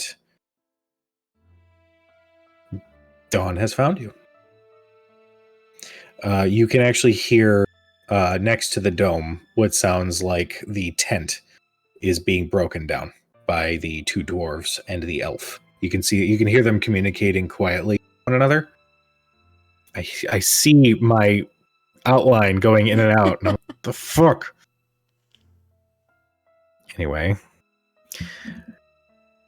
what do you do as you all awaken? I hit the long rest button You should do that. on my character sheet. I will select my own character sheet. You should do that. What are you on? Give someone else some long rests. Yeah. Sam, I gave you your long rest. Oh, I already took my long rest. Well, you got two now. You got it again. All right. Got another one. Good I thing mean, don't- technically, we You did got a get two. better one. good thing I don't have to Um, set mage armor in the morning. That's Ah. true. Yeah. For now. For now. Yes. I have all of your intersect character armor. sheets open so that I can keep track of your hit points. That's Because I'm the healer. I have a wand of healing. I have this thing that lets me play heal. Yeah. As long as we don't want me like damaging anything, I can heal stuff. Like if you're dead. Yeah, I put on my mage armor because that's what you do in the morning. Mm-hmm. Change your undies, put on your mage armor. Like, I mean, it goes on after the rest of your clothes. I know, I mean, I like, clean up the clothing a little bit.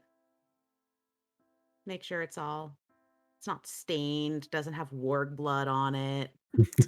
Brush out my hair, put on my mage armor. I have a note to myself that says check with Cadriel on whether she has made progress deciphering coded letters. oh, Do you did I have make coded progress letters? deciphering the coded letters? Make me a intelligence check. Hold on, I don't think I took the Took the right efficiency in skill. that today. Not yet. I will just say not yet. Oh no, it was in Thieves' Camp. Here it is in. What am I checking? What is the check that I'm making? Intelligence check. 13. 13. The coding on this letter is quite advanced, and you think you figured out one piece of it, but it's going to take a little bit more time and a little bit more focus to try to really like break the code in full. I'm working on it. It's hard to concentrate out here. When we get to an inn, I'll make more progress. Okay. It just was on my mind last night. I think, well, among the 27 other things. Seems like we keep having new crises crop up before we can finish completing the old ones. I look around to see if anybody else is listening. Make I a lower my perception voice. check. Okay. At this point, I'm probably checking the horses, getting them ready. Oh my. 16. 16. Yeah. Thurston, what are you doing? Thurston is still going through his very long morning routine, and very sadly holding a tie that got wet, and it's very expensive imported silk, and yeah, it's not gonna come back. No, I can clean that. Do I notice that? Yeah. I would say that if you are out by the horses, you are outside of. Well, actually, the dome would have come down at this point, right? Mm-hmm. Yeah. Dermot, go ahead and make a perception check. Perception. This is all to determine if Cad realizes anybody. I do not notice. Okay. That's a 7. You are distracted by the horse poop that you just stepped in. So Thurston is not paying attention because he's sad about his tie. Don't Got worry. Okay. I will lower my voice and say, Oh, we can barely hear you, Oh. my love. Too low, too low. I will ask you, I'll lower my voice and say, have you had any more dreams? Not since that night. I think I've been too tired. But I mean, it's not, you'll know. I mean, it's not common. I mean, I can, but it's not really a common thing. Usually I just take some time to kind of organize my thoughts at night. Just kind of go through everything and try and organize the pieces into something that resembles sense. But yeah, I suspect you'll know if that happens again. Hopefully not. Just kind of like thinks for a second. Have you? Not lately. I don't know if anybody else has, though. I haven't been sleeping well, but I haven't had any dreams lately. Oh, I guess we can be thankful for small favors. Indeed, especially when we have to keep such careful watch. I don't trust these people that have come here. I mean, I think it's probably good to be on your guard. Maybe they're what they seem. So far they've been helpful, and if it continues that way, that'd be wonderful. I could certainly do with not having to second guess every second person that we come across. It would certainly be nice. Well, I guess we should get a move on. We have a long day of travel through the deep snow. Yeah. Looking around this morning, since it started to pour snow yesterday, right around the time we kind of pulled off into this area. What does it look like? Like the sort of not quite Umber Hills, but we're getting that direction. Like we have pine trees, but is it like an actual woodland, or is this like a really janky forest? So The how area that you're deep is in the is- hole that the dome was in? It's waist deep snow. How far buried is the dome? Well, we live here now. Yeah, we Oh, live wait, It's in actually Spring. an igloo now. Like the dome went away, but the snow stayed. Yeah. It is definitely about waist high. So moving around is a little bit difficult. Luckily, with the constant movements of the Shade Watch in the area, you kind of have some prints to kind of like move through, so it's a little bit easier, but it's still a bit of a challenge. The area that you're in is, you guys were passing through it like proper forest, right, on your trail up this way, and the woods are still apparent, but that you can definitely tell that they are starting to thin a little bit the closer you get to Joran Village. You can also look and see that some of the trees have sort of warped a little bit. You're not quite sure if it's just the climate of the area that you guys are in. Maybe it's the proximity of Joran Village. Maybe the hunters. Maybe it's the animals. But some of these trees just seem to be warping and growing in odd angles and odd directions. Some of the pine trees themselves almost look like they were like bending at one point. So it's a little odd looking, but you guys are still reasonably ish in a patchy foresty area. The odd looking trees, they're alive? Some of them look alive. Others, you can see that they're starting to brown a little bit. That they are not doing so well health-wise. Okay. Don't like those trees. Don't like them at all. Gonna be side-eyeing them the whole way through. If we pass close to one on our way back to the road, I do want to take a quick look at it. Okay. Just to see. What is everybody else doing to get ready? So I know Dermot and Faraday were working on the horses. Mm-hmm. Thurston was lamenting his tie. Thurston, what else would you like to do to assist with breaking camp and all that? After he gives his tie up as lost, and figures I'll just, I guess, use it as a rag or something. Handkerchief. Yeah. You say rag, and you just hear your. What's a rag? Okay. I heard one of the servants say it once. It's what they used to clean the tables. Oh. I'm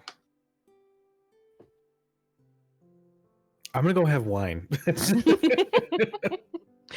And he'll go check on or start dismantling the little like weird wall that we created. Oh, that's our bedding. All right. Totally our bedding. Yeah, you start taking down bed wall, and oh yeah, the snow did a number on pretty much everything that was involved with it. So some the blankets are all soaked. What were Dermot, I know that you were the one to put it up. What were you using? Were you sticks or something to stand everything up? Or no, you tied them to the tree. The wall Yeah. was done using rope strung between the two trees, and then any of our bedroll blankets, tree branches, logs, pretty much anything we could find. Okay, cool. Is anything to create some kind of barrier from the wind. Gotcha. So we would want to take the rope and at least our packs. Sounds good. We'll say, just for the sake of time, you guys do successfully break camp and you're starting to make your way back. God, what the hell? I see the outline going out. Do you want to try leaving the call and coming back in? Maybe. Sorry. 2 seconds. Because the holding it to your Discord's face being is really. Yeah, holding it to your face isn't doing anything. it's just blowing out my ears. Yeah. Give me a second. Discord's been really laggy tonight, though. Generally, Yeah. I keep Yeah, having it might massive just- lag spikes. It might just be Discord. Yeah, because I think it's happened to all of us at some point. Yeah, because I always have Tina as well. And it just happened to you. Yeah. Yeah. So it probably is Discord.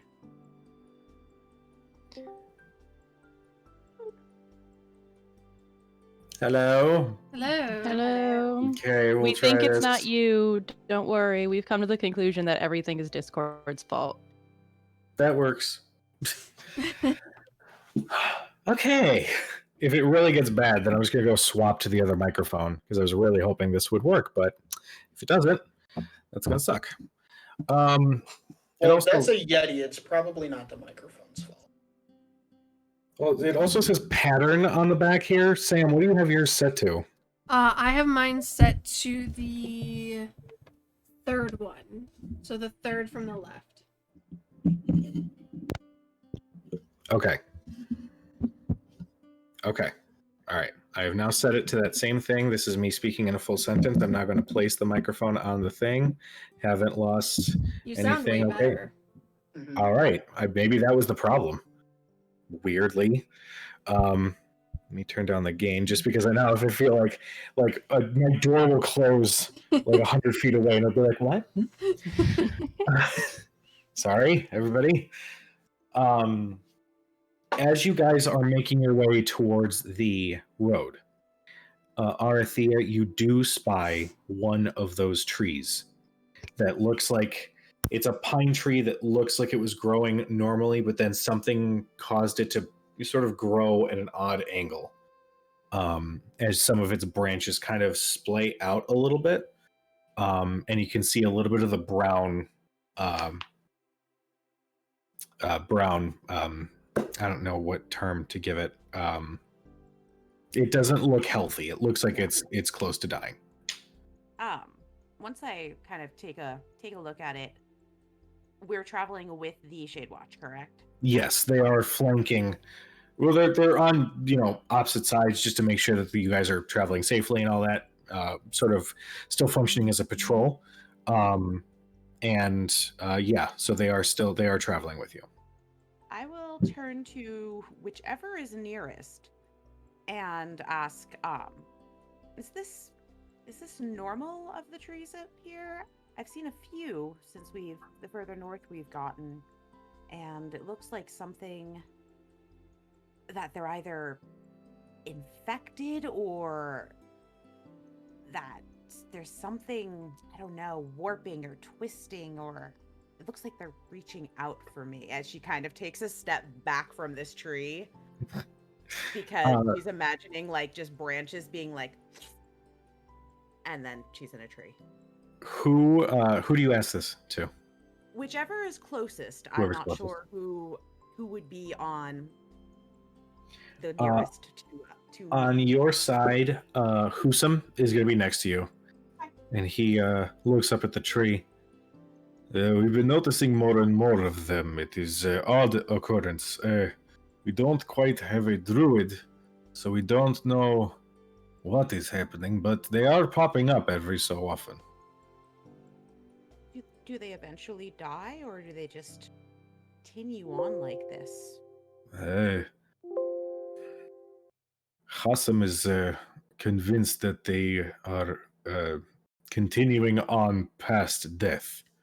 That there is something that is still motivating these organisms, if you will, to continue life past what normal death would stop. Yeah, Hassam said that at one point he swore that he saw one of them move.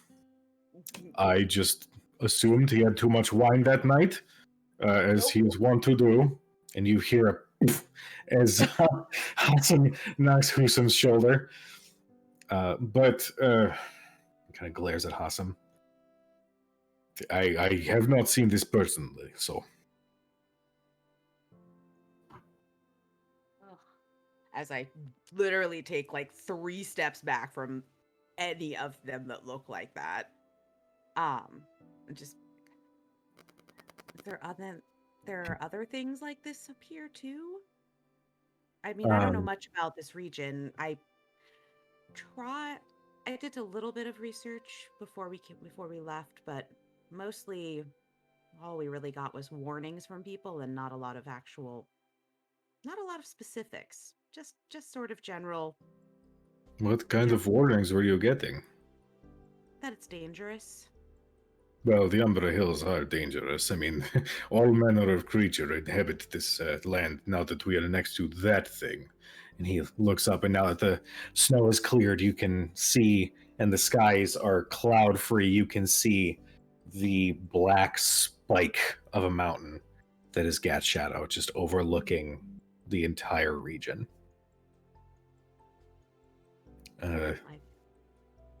Yes, the Umbra Hills have sort of naturally been home to monsters lately, but these, and he's pointing at the deformed tree, these are a relatively new occurrence. Well, I have no idea what could cause that, but it's just Got me. I don't do One tree more. stuff. That is not my expertise. I do the stabbing and the drinking. That's what I do. I do mostly the floating and the Ooga floating and- booga. the ooh. And some of the drinking too. My Probably a bit sister less did the Ooga Booga one point in her life. It didn't go well for her. Anyway, let's just keep going. He just realizes he totally just got a little too personal. Oh, I don't know what to do with that information. Just gonna go over, grab my horse, give it a pet. Stay the fuck away from those trees. Give them a wide damn berth. All right. As you guys start your travel, we're going to do my favorite thing ever, which I totally credit Dustin for. Everybody pick a skill that they are going to use to help with the travel. Cujo, I have really bad news for you. Don't. I'm pretty sure the idea of skill challenges is a relic of 4th edition. I thought Dustin, he was gonna. I legitimately thought you were going to say something about my microphone again, and I was about to throw this thing. I was, no, I just wanted to, talk shit about 4th edition. I mean, yeah. It's Even though I never played it, It's easy to talk about the more 4th I edition, learn where every about character it, is the it exact actually same. doesn't seem that bad. Fight Every me. character has the same thing. Every character is a healer. Every character is a tank. Every character is an everything. With no individuality. It's great. Yeah, but you have things like skill challenges, minions. What the fuck is this music? I don't know, but it's a great traveling. It's in roll music. It's happy, snowy forest travel music. Going back to standard playlist on Roll20 for the music. God damn it. It's fine.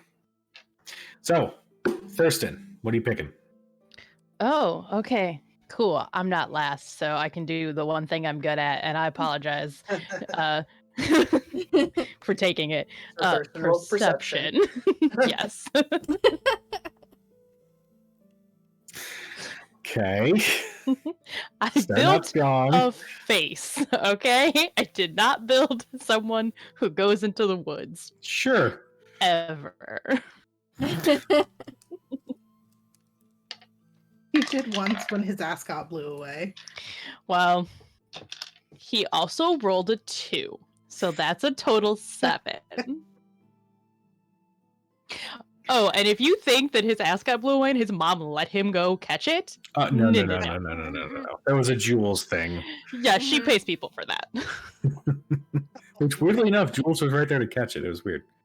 Yeah, he literally blew away and Jules just brought it back.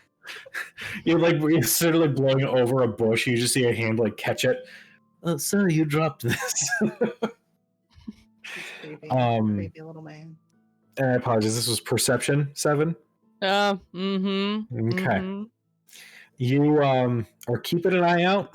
You're trying to you see Bode kind of keeping his head on a swivel as you guys are moving through, and you don't know if it's maybe the fact that they've got a crazy spear at their side, maybe they're dressed in this cool looking armor, but you're trying to also keep your head on a swivel, and you just see trees and snow As you guys are moving through, the trees are starting to become less and less in the area that you're coming through. So at this point, you guys are seeing the occasional tree, but it's not a consistent surrounding at this point. Dermot, what you got? I am going to. So, the Shade Watch, are they walking or do they have their own horses? They are walking. Okay. I am going to roll animal handling just to try and keep all of the horses. I imagine I'll be holding on to one of the extra horses that we have, just carrying stuff. I will have offered to carry some of their equipment, try and lighten their load if they're just going to be walking as well. Bode, just out of manners, says, "Oh, we're fine, but thank you. That's very nice of you."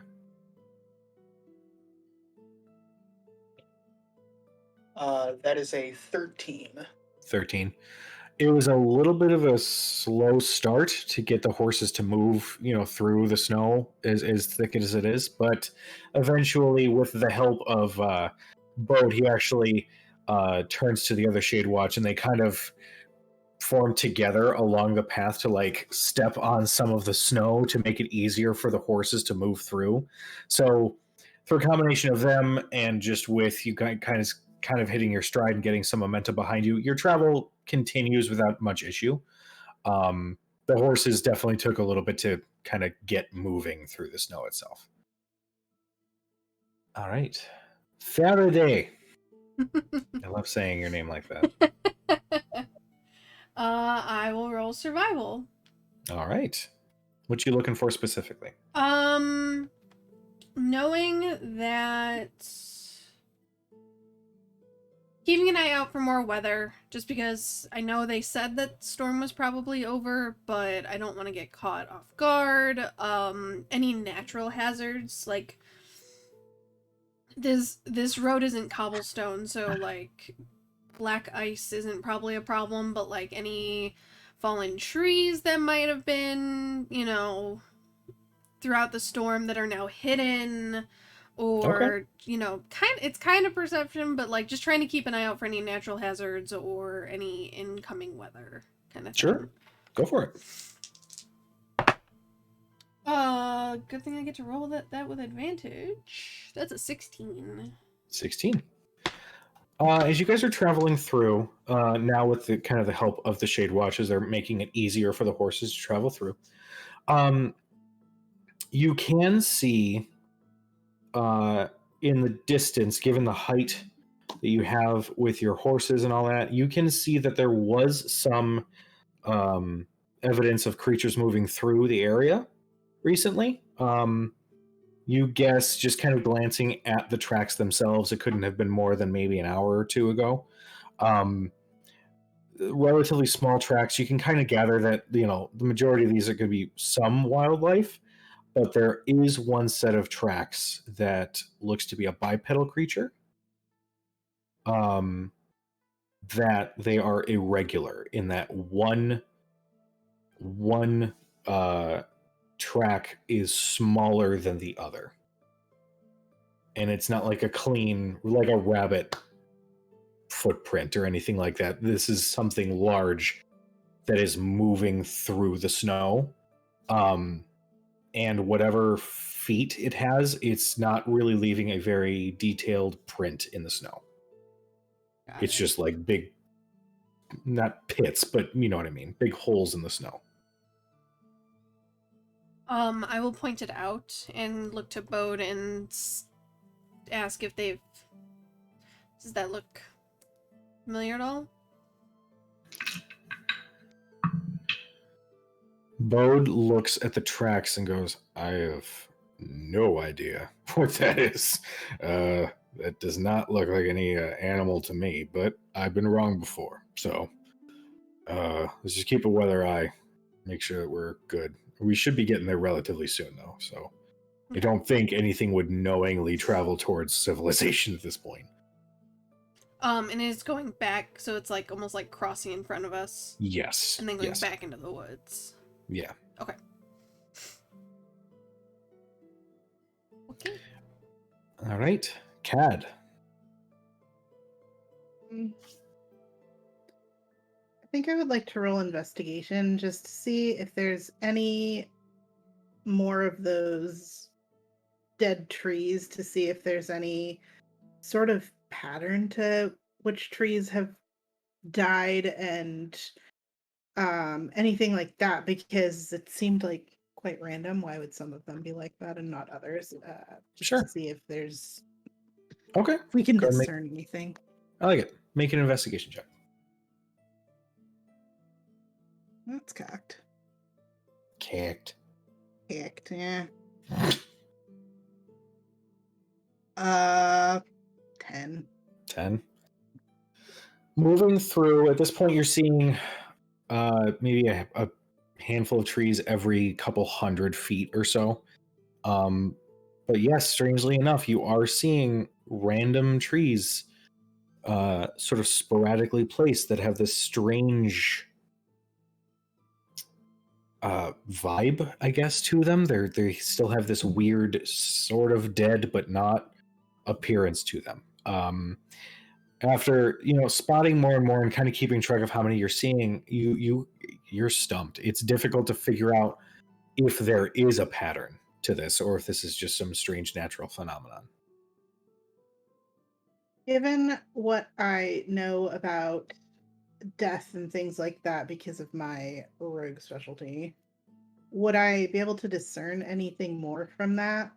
Or just that they have this weird undead vibe and we can't figure it? Like, it doesn't seem to have any rhyme or reason.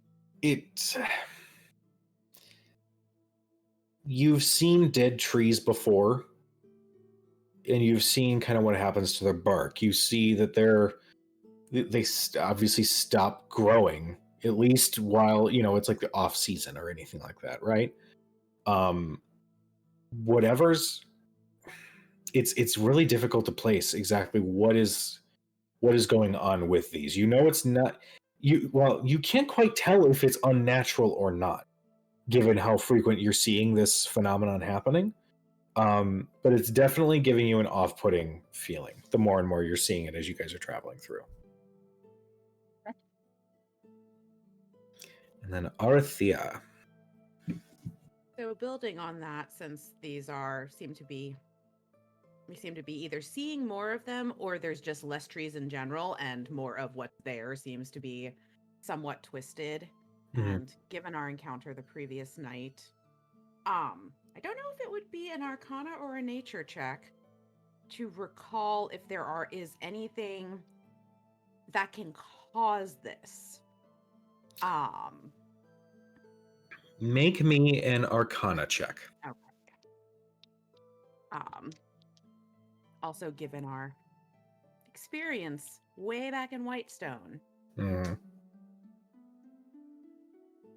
I have no clue, do I? Okay, that's not as terrible. 18. That's actually 18. not bad. With an 18,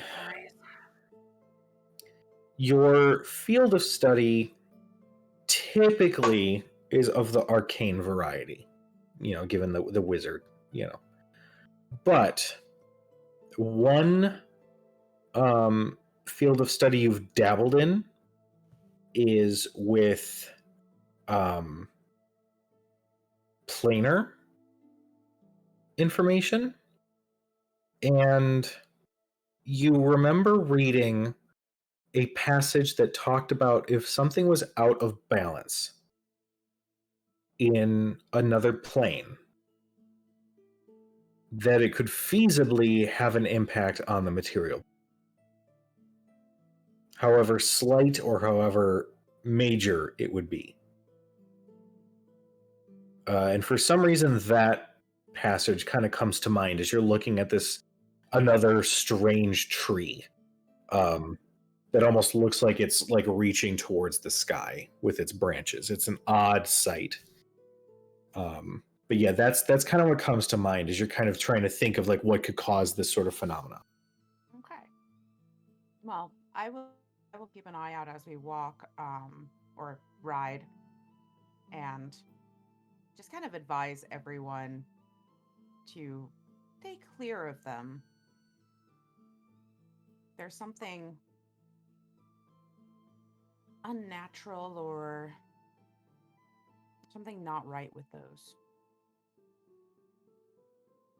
And just give the horse a nice pet.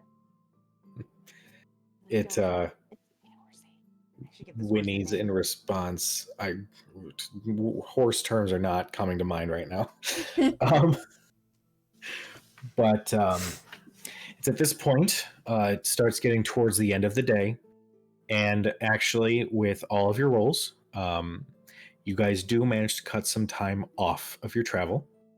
You start crusting over a little hill. Now you are at proper Umbra Hills. You can see the hills continue forward past the large village. Isn't really the term for this settlement anymore. It's very clearly turning into a town or city. You can see that there are, some walls being built around the majority of what looks to be a collection of about maybe 80 to 100 wooden buildings. Nothing major, no crazy towers or mansions or observatories or anything like that like Western, but a lot of these seem to be possibly residential, some businesses. You can just hear a lot of ambient excitement coming from this town. And that's a little bit off to your right as you're kind of going down this path. It's sort of built into a large mountain. Looking past the mountain along the road further north, you can actually see that the trail itself is well worn leading to the city itself, but there is no path, no direct path that looks like it's going even further past Joran Village. You, given that it's around, let's say, 6 or 7 in the evening, the sun has now set at this point, so you can see some torchlight, and a little bit of sunlight is still kind of peeking up over some of the hills nearby. And you could swear, just kind of being in the spot that you're in, just looking in the distance at the horizon, that you can see, it almost looks like the distance is fuzzy as you're just seeing some creatures moving and wind passing through, that sort of situation. But as you guys crest over this hill, you can see Bode raise up his hand as there's another small patrol of Shade Watch that seem to be on the approach. They exchange a small conversation, and Bode turns to the rest of you and says, well, let's at least get you into the city proper and maybe get you set up at an inn or something like that if you guys want, or whatever business you have is up to you, but at least want to see this duty to the end and make sure that you guys are good. Just follow me. And you continue following. You can see that there are all manner of other Shade Watch that are also on the perimeter. You see other similar small troops that look like they're just coming back in from a patrol. You see some other hunters and carpenters that are working on building a circular wall that's going to start protecting the city itself. As you guys are led into the city proper, you can see that a lot of the people that are sort of out and about look like they have a place to be. Nobody's lingering and hanging out on the dirt, gross, muddy, snowy roads. Everybody has a very clear purpose and a very clear direction that they're going. You do manage to see, and this is just with people's passive perceptions, that there are a group of people who are moving from one building further into the city, and they seem excited about something.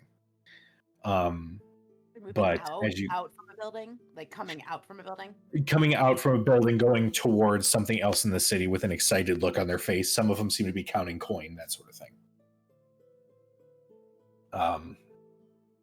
It is at this point that Bode turns to the rest of you guys and says, well, the tavern's going to be up here in a little bit. It's the Missing Parrot. I know the owner. He's a super nice guy. That'll be where you want to stay for the night. My personal recommendation. The town is yours to explore. If you need anything, feel free to look to one of us. We'll be happy to help you out, and we'll go from there. I gotta go. You guys, if we need someone. Well, about this time. How long has it been? Oh, it's you see he's talking to another Shade Watch, and he says, "Oh, it's going to be about 2 hours." Oh, there's going to be actually a fight in the pits here in a couple hours. Typically, that's a lot of people in the town go to take in the site. So that's most likely where we'll be tonight. But going forward, typically there's a Shade Watch HQ that's in the city as well. I can show you where that is too if you'd like. Can't miss it. Big building, big banner at the front. But yeah, that's typically where the majority of us hang out if we're on patrol or on mission. So. You said there was a reward for killing those wargs that we killed that you were tracking. Yes, there is. I gotta go talk with the boss and make sure that I can get you guys your reward, since it's only fitting that you guys got the kill. It'd be shitty of me to take credit for that. And you hear the two dwarves go, well, wouldn't take our advice and just do it anyway, you pansy. Unnecessary. Yes, would you like one or two of us perhaps to go with you so they can give it to us directly? Yeah, I get it. Sure, by all means. Who would like to go with Bode and the troop to pick up the reward? I turn to Faraday and say, we should probably secure our lodgings for the night. We can do that. Can Thurston want to go with Bode? Sure. Sure. All right. So you guys make your way through the town. We will start with Cad and Thurston. You guys are led through the streets.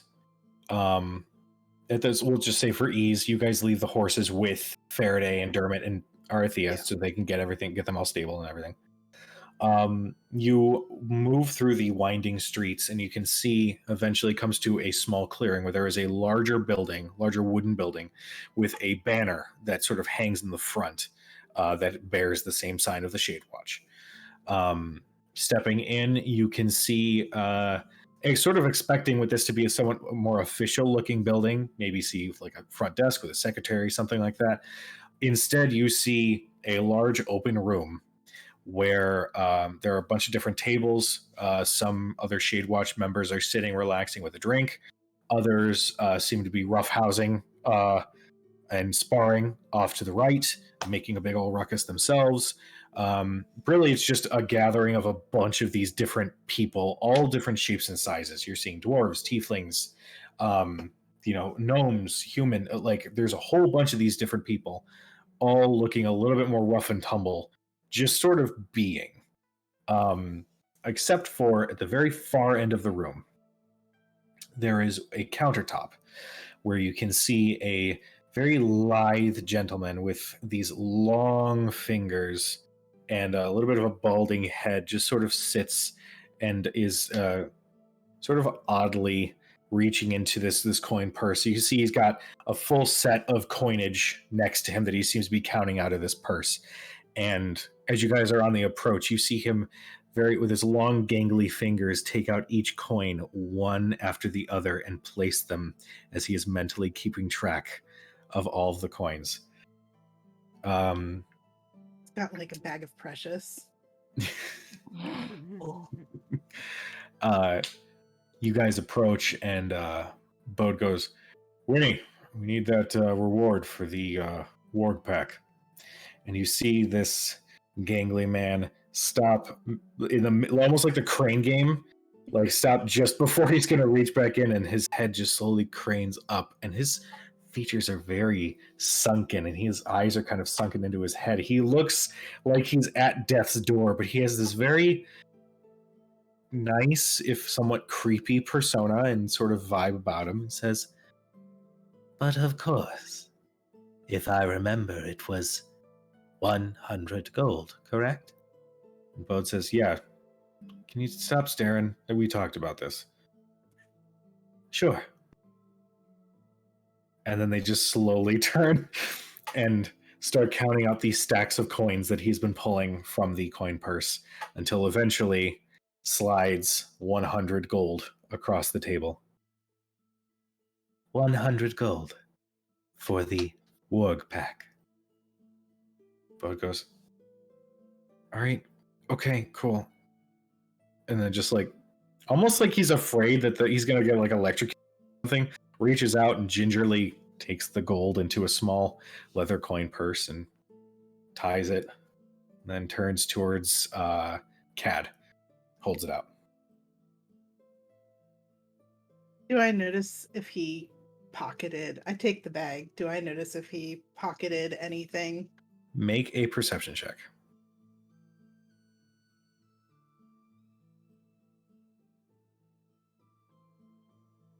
21. 21. You don't see that he had tried to pickpocket or anything like that. Looking at Bode and kind of spending a full 2 days with him at this point, you don't gather that he is a dexterous person. He's definitely a little bit more muscled, a little bit more like a football bro sort of looking kind of dude.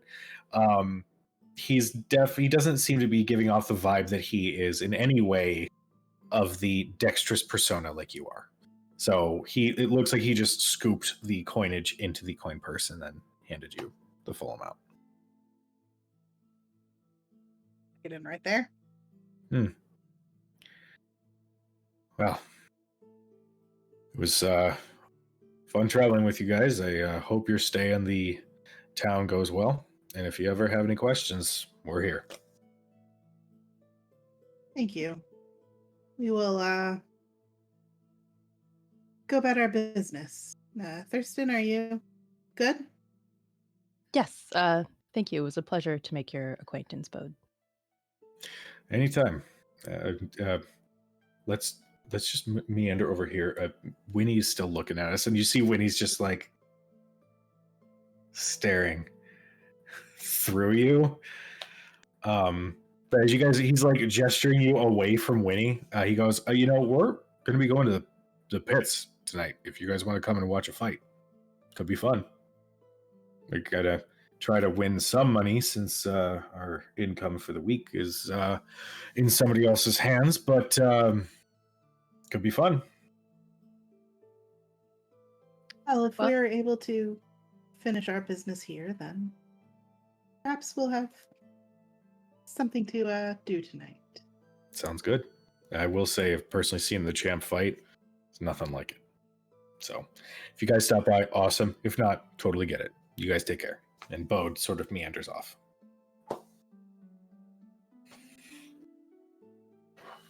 We're not going to actually go to that, are we? That sounds completely barbaric. Why would we go to that? I mean, fighting pits in Vasselheim are pretty fun. I will be honest with you, but we're not here for that, as you know. So it could be a good cover if everybody's there for us tonight. I see. Okay. I suppose that makes sense. Thurston just sitting and I imagine Thurston going to like a pro wrestling match and be like, "Oh my god." Oh. They're sweaty and touching each other. And they're doing this for fun? For fun? This is the West Wing episode. Come on, rich people go to boxing matches all the time. Yeah. Yeah, but Thurston was kept basically locked in the manor his entire life. It's true. Do you think his mother would allow him to go to a boxing match? Oh, jeez. Oh, no. He might get ideas. Thurston. Oh, go ahead. I was going to say, well, Thurston, we have some gold for each person. You could probably get yourself a new tie. Oh, and he looks at he thinks He's about his still holding tie it. and how much that tie costs because it's a very you have to import the silk and there's only one species of silkworm that makes that particular type of silk. It's okay. You could ask Arthea to fix it for you. I was We'll see. really hoping that Cad would just be like, I don't know how to get him to stop talking about how this tie was made. Honestly, I think she probably knows just put a about hand it. on his shoulder and, I mean, everybody saw his downtrodden look, sobbing over his tie. Well, Just love that he we should knows get the whole back to the I process. tried to see his downtrodden leg and failed. 3 horses. Otherwise, The horses that are tie like, would have been "What fixed poor by now, but dude." I don't know about it. We should get back to the others and divvy up the gold. I don't like to carry this much at once myself. Fair enough. Let's see where we're staying for the night. It's got to be better than the locked cross, right? Gotta And be better than just as sleeping that on the is ground. stated, smash cut to Arthea, Faraday, and Dermot as they are making their way to a large-ish building with a sign, a beat-up wooden sign that's sort of hanging by one chain that has like a dotted outline of a parrot, and then just in the bottom it says, like, well, I almost really just want it to be It should just be the outline. yeah. Mhm. You guys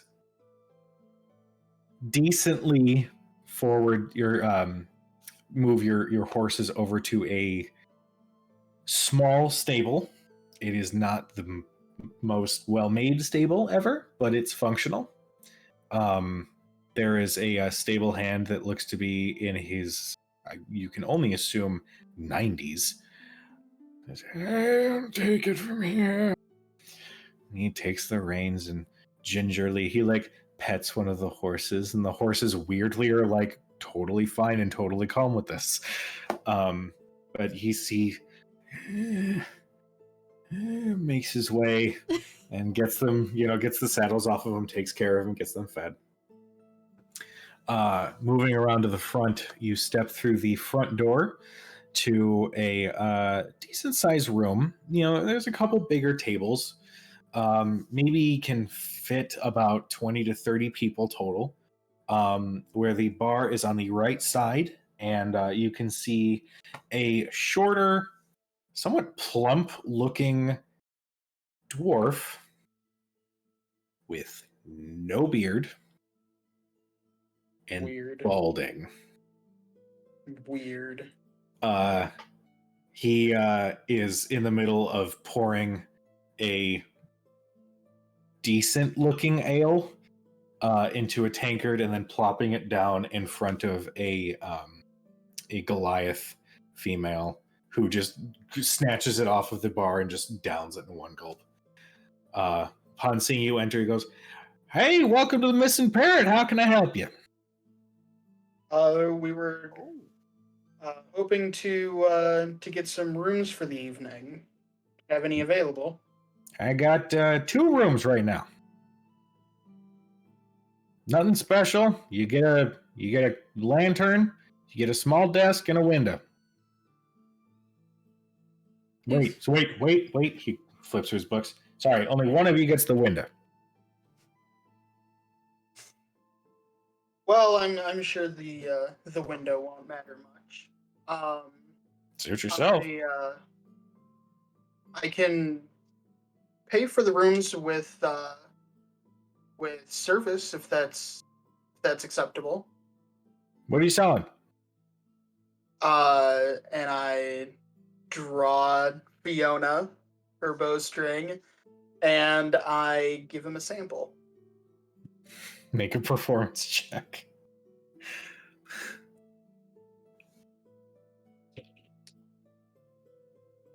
That is a 19. 19. He listens and goes, "Oh, yeah, that's not bad.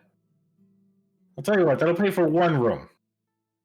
But the other one I gotta charge for, man. I gotta make some sort of money here. You can make plenty with a full bar tonight. After the fights, the townsfolk will need somewhere for the after party, won't they?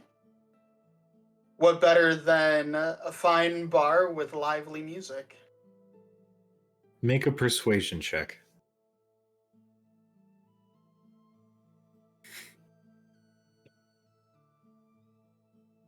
That is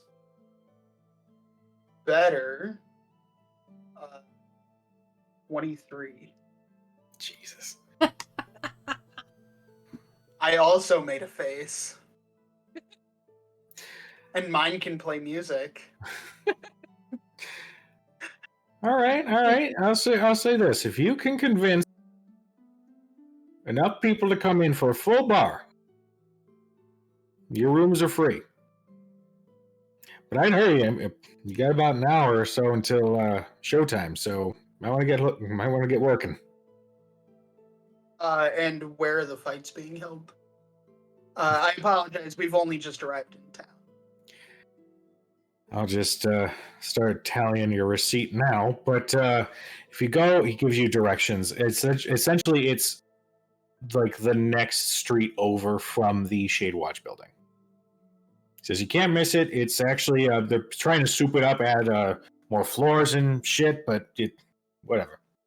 But yeah, that's the deal.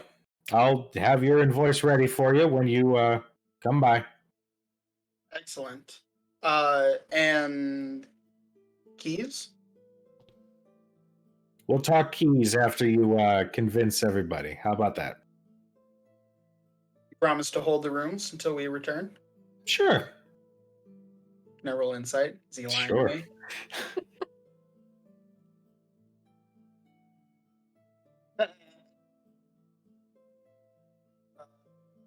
Insight is a 21. 21. You get the impression that this dude prefers actual money than promises. You get the impression that if somebody were to walk in with right now, those rooms would be gone. So it's a bit of a gamble, but it's up to you what you do.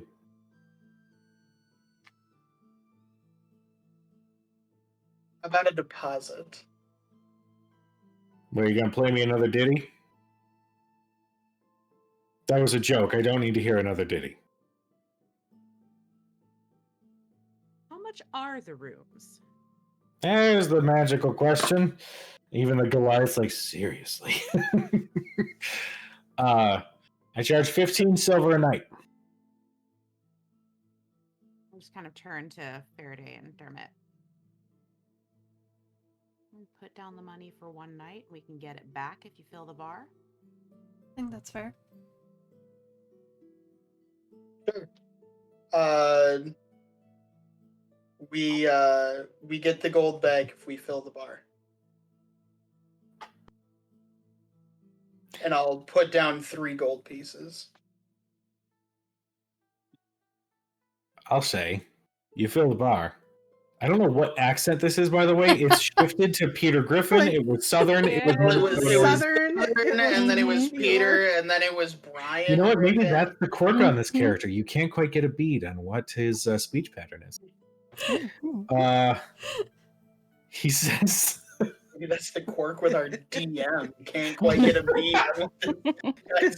pretending to be a voice actor. He says, you fill the bar. First night's free for both rooms. Any further nights, we'll talk. Deal. He holds his hand out. I shake it. Okay. Pleasure doing business with you. Keys.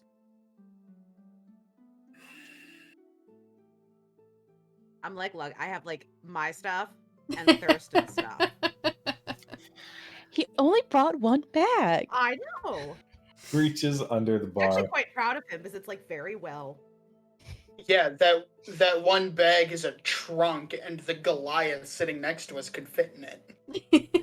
The Goliath is You just didn't looking do- at him. She He takes needs to a ask his over mom for a tankard. bag of holding for his birthday. I tried. With our 2,000 gold. His Um, mom. the bartender reaches under the bar, grabs two kind of rusted iron keys, and holds them out. He gives you directions to where the rooms are. You find your way to them and can see that these rooms are glorified closets that somehow have managed to fit beds in there. So there's that. Larger or smaller than Turstfield? Smaller. How the fuck smaller than Tersh Field? Which of these rooms has 3 beds and which one has 2? Or are there even enough beds for people? Joke's on you. There's only one bed. Each Each has has one. a bed. Mm-hmm. Mm-hmm. Mm-hmm. I knew that was coming. Oh yeah. Oh yeah. Well, Like a I New don't- York style studio apartment. Yeah. Those micro No. apartments, yeah. one of those ones where like you get there and you discover it doesn't actually have a kitchen and Mhm. there's a mysterious bathroom in the middle of the living space. Yeah. Mm-hmm. Or like Not the a bathroom, kitchen- it's just a toilet in the middle of Yeah. the living space. Yeah, no the walls. kitchen and the bathroom do not divide at all. There's a drain in the floor and there's a shower. Ugh. Kind of, yeah. Look around. TVs. I mean, I don't need to sleep, so I don't really okay with- either. Yeah. So, I mean, maybe you and I in one of the rooms, and that way others can sleep. They need it. I don't want to talk in this place. I'm like, I feel like the walls have ears. We'll wait till the others get here, Yeah. and then we can decide room Maybe assignments. we congregate in the one with the window and see if it opens and we can. As you're having this conversation, one of the doors across the hallway opens, and you can see a human male with long dark hair, kind of undercut, kind of like I have, darker skin tone, kind of Marquesian, wearing darker clothing with some noticeable pieces of leather armor. At his side, he's got 2 swords, kind of muscling his way through into the hallway. Oh, sorry.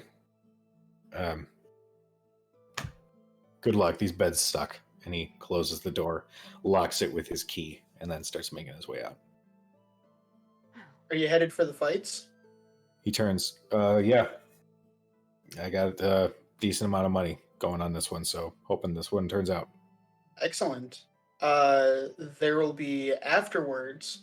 There will be an after party hosted at this very bar. Make sure you tell all your friends. Sure, I'll tell the people at the front of the pits. He seems like visibly off-put. Arthea, with your passive perception, you can see in the undercut right along here, the hair is a little bit oddly grown, and you can see what looks to be the results of like an old brand of some kind. So it's mostly like the hair is mostly grown over, but you can definitely see some scarring peeking through. Like, brand. Brand. Can I identify the pattern from. I will here? say that will require a perception check, given that he's about like 10, 15 feet away. So I'll say give me a perception check. Okay.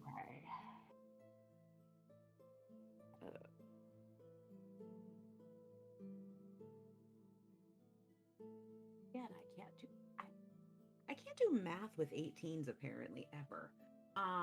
23. 23. Nice. The pattern is a little difficult to deduce at first, but then kind of like unfocusing your eyes. It's a little weird. You guys for just like a half second. Through the leg. Yeah. And you can see that there is elvish symbols. It is a number. Interesting. What? It's not 24601. Damn it. 4, 8, 15, 16, 20. 666. How about that Lost reference? I know. Is that what we have to play at the fight? Oh, God. No, you're not Jesus. supposed to play it. Bad things happen when you play those numbers. Depends on how you see things. It wasn't all bad. The numbers you see are 1, 4, 3, and then the elvish letter for A.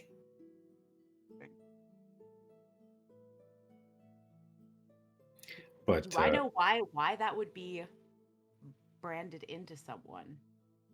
offhand, not really. I'd say if you want to make like a history check of some kind, No. well, of some kind. If you want to try and make a history check, I don't. Unless he was an elf that looked like me, I don't think she would have any freaking clue. got it. But the man goes, all right. Is your friend okay? Just Gonna- we've had a bit of a long trip to get here. like, All right, well, lifts the bag. You guys have a good night. And he You turns too. and makes his way out. And good luck. He does one of these as he's walking down the stairs.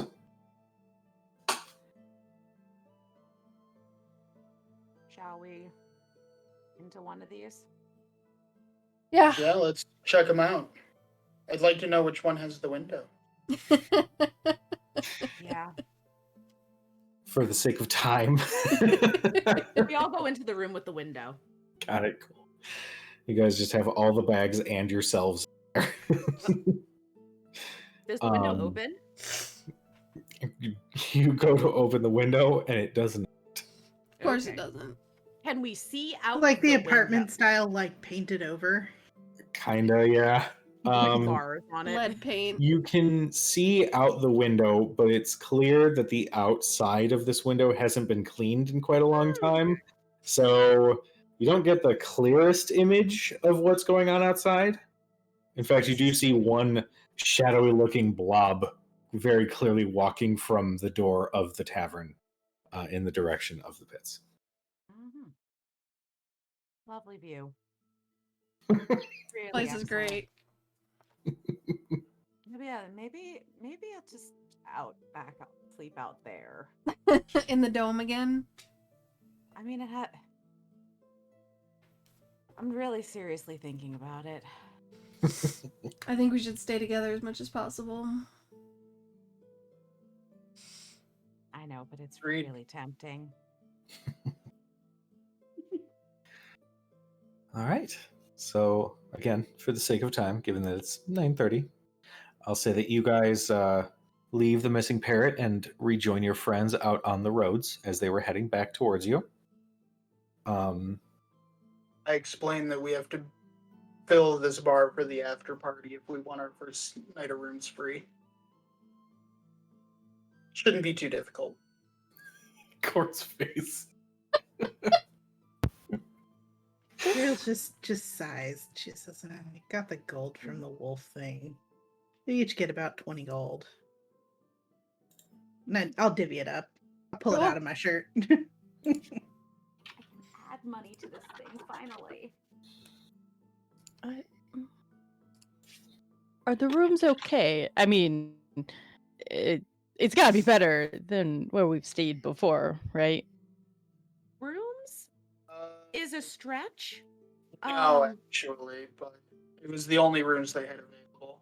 Yeah. Let's say they make Turst Fields look like your house. Yeah. We may have to rotate beds. Then why are we putting forth the effort? Well, we have to sleep somewhere. We figured nobody wanted to sleep in the dome again for a second or third night. I mean, to be fair, the rooms might be better than dome plus wargs in the forest. Can the dome be in the city? It could, though it might raise some eyebrows. I don't know if that's a thing that people do around here. If you're worried about the sleeping arrangements, I will sleep on the floor so that you can have a bed. No, that's not what I just. It's been decided. We should get to the fights. It is decided. Is that what we're doing? The fighting pits? Don't Decision we have... made. Yeah. I looked at Thurston. Don't we have a deadline?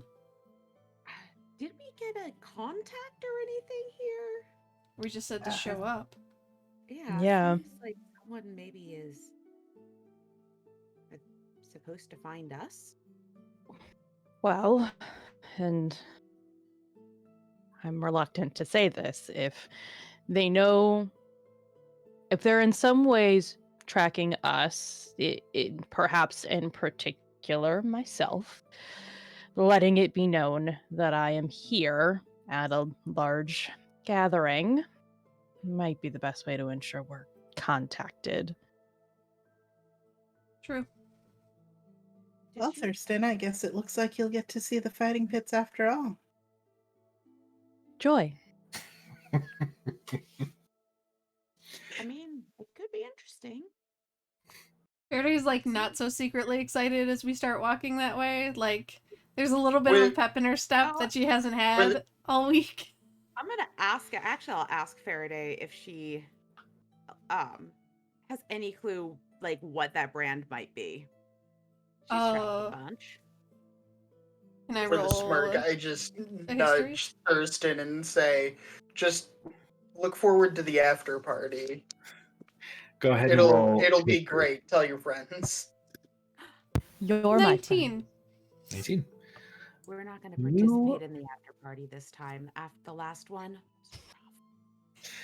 Faraday, you might not have had direct interaction with them, but you definitely know of a small slave trade that was established in the Feywild. You don't know how long ago, but you know that those creatures that were sort of traded weren't necessarily humanoid. There was just all manner of kinds of creatures, anything that really suited the Archfae's fancy. Now, those were marked with a different kind of mark. Mm-hmm. It's actually a very significant mark, kind of like Divinity 2 with the scar across Sibyl's face, similar to that. What you're gathering from this brand that's on the side of this dude's head, you can make the inference that this dude is or was at one time or another a slave. You know, it's been a long day when I say is in my notes. It is. Is ISIS. Is. I'm just kidding. ISIS.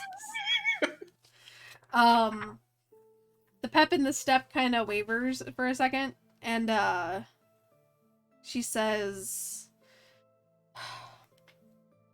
from what I've seen,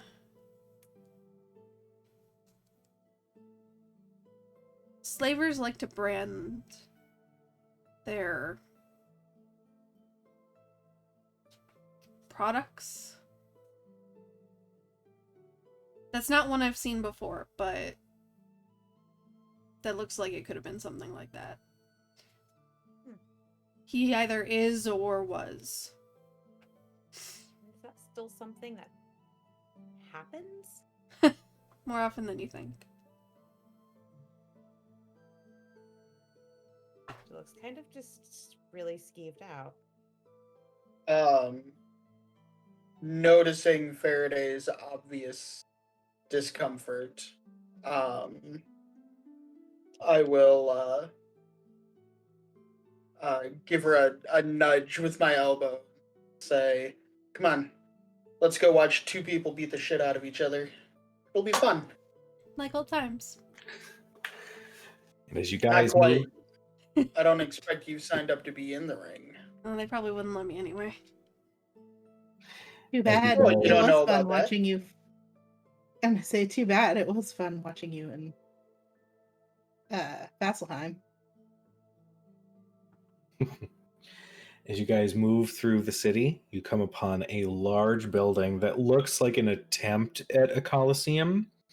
It's clear that this is really just a smaller building with a somewhat decent room, but there are some very clear carpentry scaffolding and scaffoldings and whatnot to try to make it bigger, to offer bigger seating and make it more of an attraction.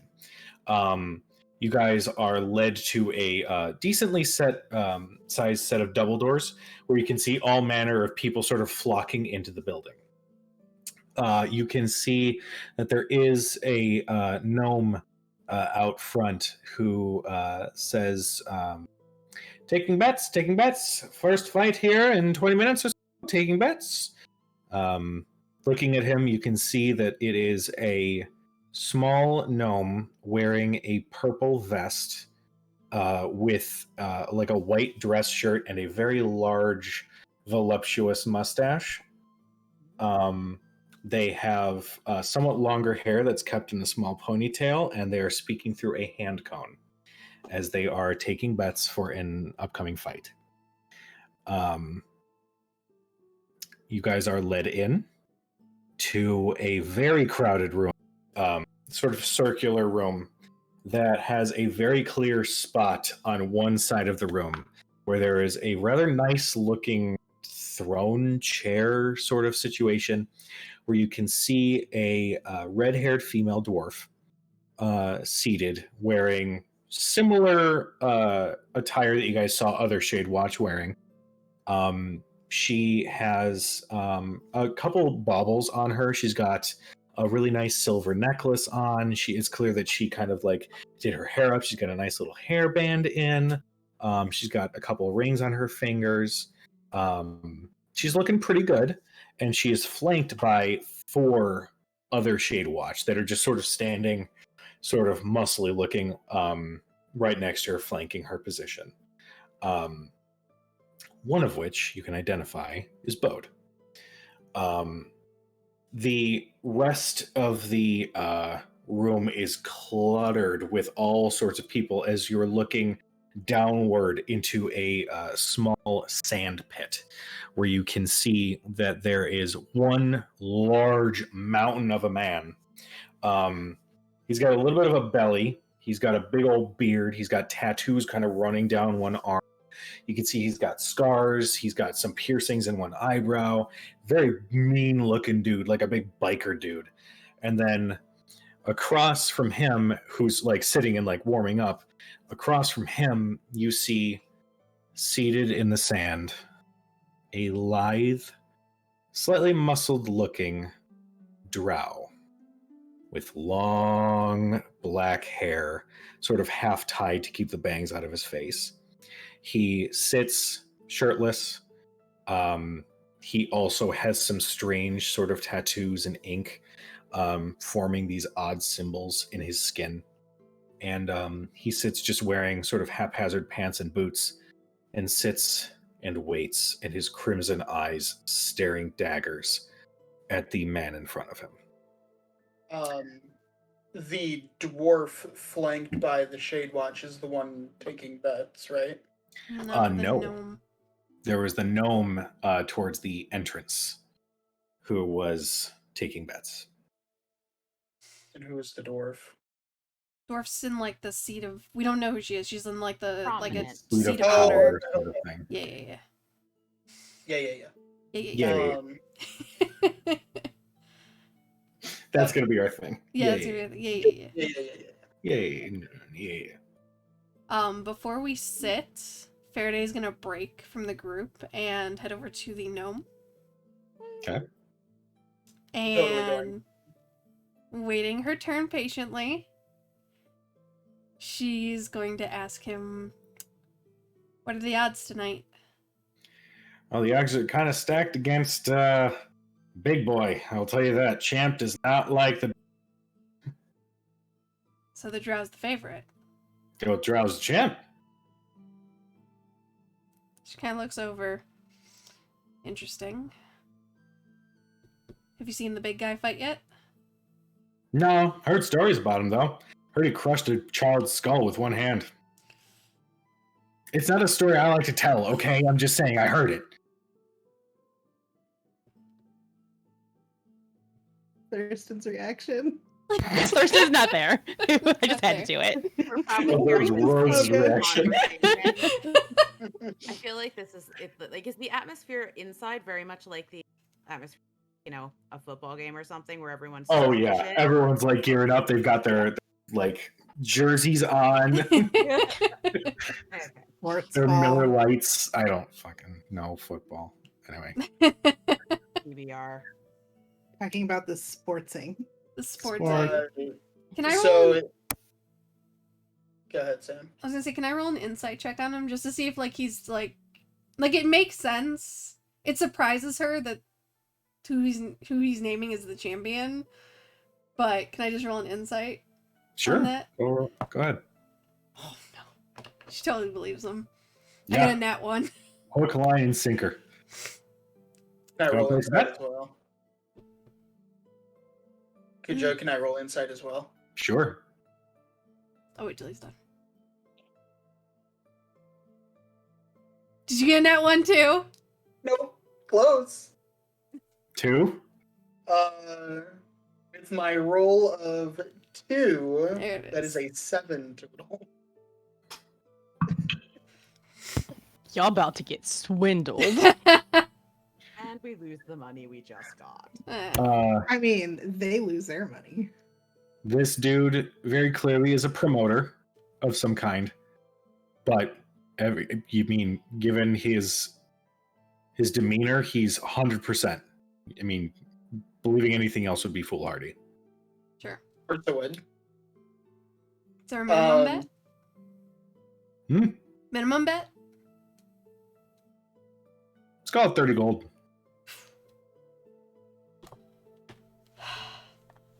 It's a bit rich for my blood. Maybe I'll just enjoy the entertainment for now. All right. 20 gold. For a sure it. thing? I'm not gonna get much money back. I'm Do just it. saying. Do it. It's only money. On which one? It's only money. I don't know. I mean, it's true. You said the champ is the Drow. obvious favorite. Yeah. But what are the actual odds? What's the payout? Payout. Jesus Christ. This is called shoehorning a thing at the last second. Hermit's a partier. He knows these kinds of things. Yeah. Let's say, because Cujo doesn't do well with actual odds, so he's gonna say. I'll call the it- favorite 2-1 and call the underdog like 5-1 or something like that. Done. Yes, that. What you said. That. Okay. Note to self: never put a bookie in the game again. There's a lot of never puts in the game. Never Thieves can't, a puts. bookie, like. Oh yeah, that's right. She'll look to Dermot. You know how I like an underdog, but I would have Sure bet do. I would have bet the underdog was the Drow. So would I. This changes everything. Bet for the big guy? Sure. Okay. Probably lose it, but it's not like I can afford anything Gilmore sells me anyway. Ah, you a friend of Gilmore's too, huh? We are. It's still 20 gold. I just found that curious. He doesn't have a shop in town, does he? No. Alright. Fine. I'll hand over the 20 gold. All right. You hand over the 20 gold, and you get a small ticket that is quickly scribbled together and ripped off of a piece of paper and handed to you. Say it says you have one entry to bet for the underdog, courtesy of one Burt Reynolds, Esquire. Of course.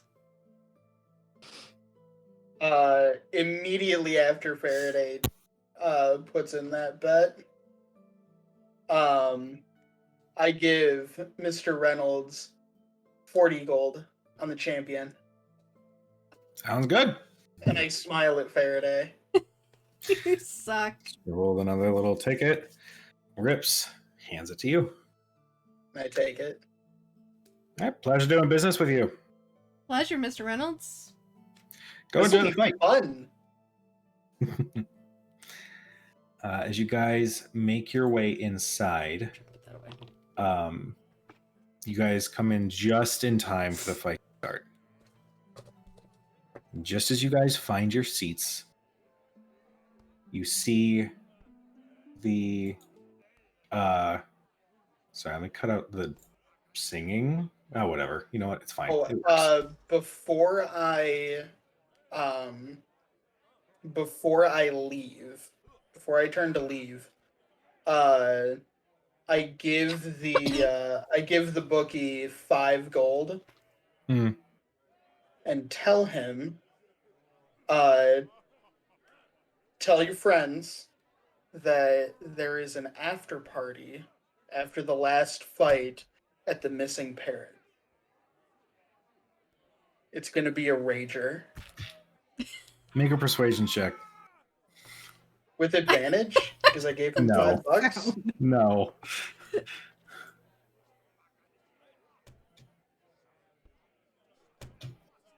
Uh, 24. Fuck. 24. That was. Sure, I'll pass that around. Sounds like fun. Good music, good drink, good as it can be. Not the best music, though. But we'll see. It might be. I'm playing it. My hopes are fulfilled.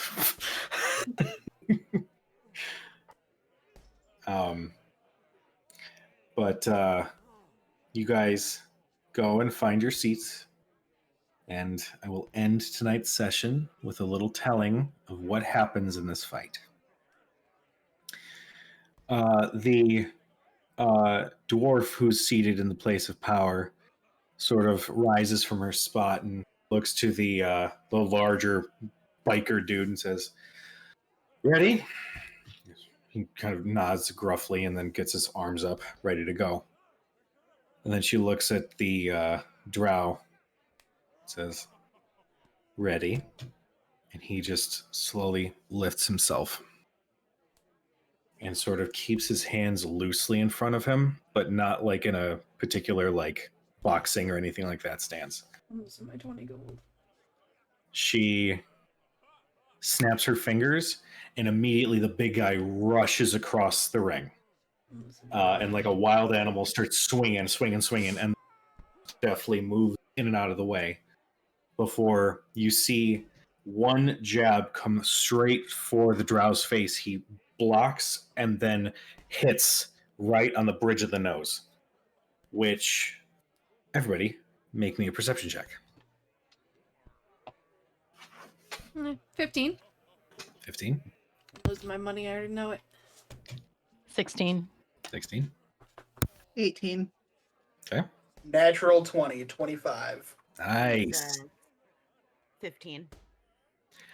With the natural 20, you watch it hit and you watch him react to it, and in a split second he reacts and then reacts again, but harder. Almost as if it was like a delayed reaction sort of situation. Mhm. And when he reacts again, this big biker dude sort of acts like he's seeing stars for a moment. You see a teeny little trickle of blood coming out of his nose. The drow sort of positions himself again, and the big guy goes in again, and similarly, drow ducks under a jab and then a quick, across the left jaw, and same situation. Dermot, you see the punch connect. You see him react to the punch, and then you watch him react again and hold his head as though something's happening. He's not quite sure where the splitting headache is coming from. And then in a flurry, you watch the drow almost like Ip Man, just and by the end you watch him convulse and watch blood start pouring out of his nose and his mouth as he falls to the sand pit, unconscious. The dwarf, along with several people in the crowd, all cheer as the drow simply rights himself again and then takes a seat again. This time, Faraday, as he takes a seat, he kind of looks up at everybody that's watching, and his eyes lay on you. And his head tilts a little. And then you see a smirk.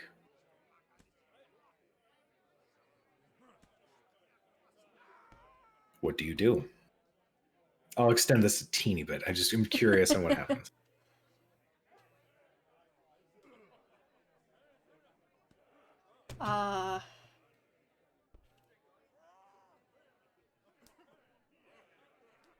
Just sit up a little straighter. And kind of give a little nod. And then a little shrug. You see in response him look down, then kind of look around him, and then look back up and do one of these.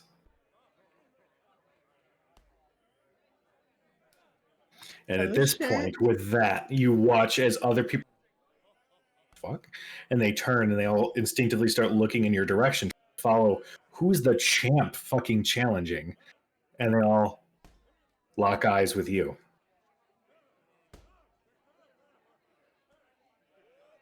Stand up. What are you doing? Getting my ass kicked clearly. This should be fun. Pull out the wand of healing. Just in case. All right. Old dude screaming, not gonna happen. I will. I'll put a hand on Faraday's shoulder as I move to stand up, and I will inspire her and say, "Give me 30 seconds to place my bets, and then you can kick his ass." Be my barker? Of course. Just like old times. Just like old times. And I'll make As my you way walk down past, as you walk past Thurston, he goes, I don't know what's happening, but he puts a hand on your shoulder and casts aid. He's like, I don't like it. Yes. I don't like it. Yeah. Yes. I'll give you a pat, cast gift of alacrity, give you a D8 on initiative. I give you a pat on the shoulder and you go, and I just whisper in your ear, I can't do shit for magic, but I will buy you a drink afterwards. His ass. The dwarf woman, actually, as she's seeing everybody kind of give boosts, rises and says, actually, I do believe that that's against our rules. And the drow, it's all right. Let her have her fun. And the drow, for a moment, kind of glares down, or the dwarf kind of glares down, but then shrugs. Take your time. And then she sits back down. And it, like, holds out a hand, and a tankard is put in, and she just takes a big old drink. I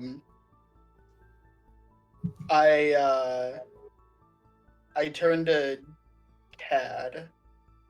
Seeing all of that, I turn to Cad,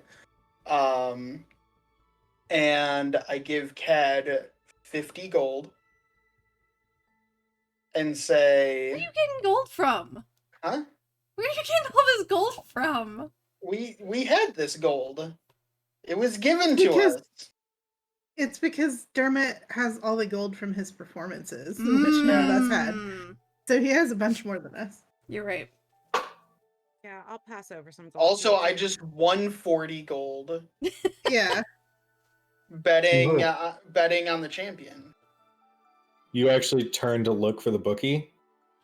It's nowhere to be seen. Percy's gone. Fucking Scanlan. God damn it. Fucking Motherfucker. Scanlan Shorthall. You bastard. Welcome to a town filled with mercenaries and fucking drugs and shit. Like, The do you meat not man. really think this is the easiest mark for him?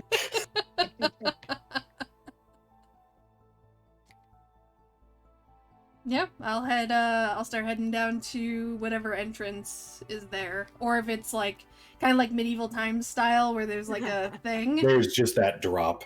then I just vault I head down the stairs and just kind of vault over the wall and land in the pit.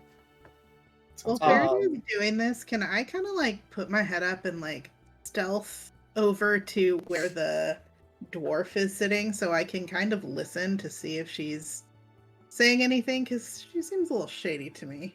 Sure. Go ahead and make me a stealth check.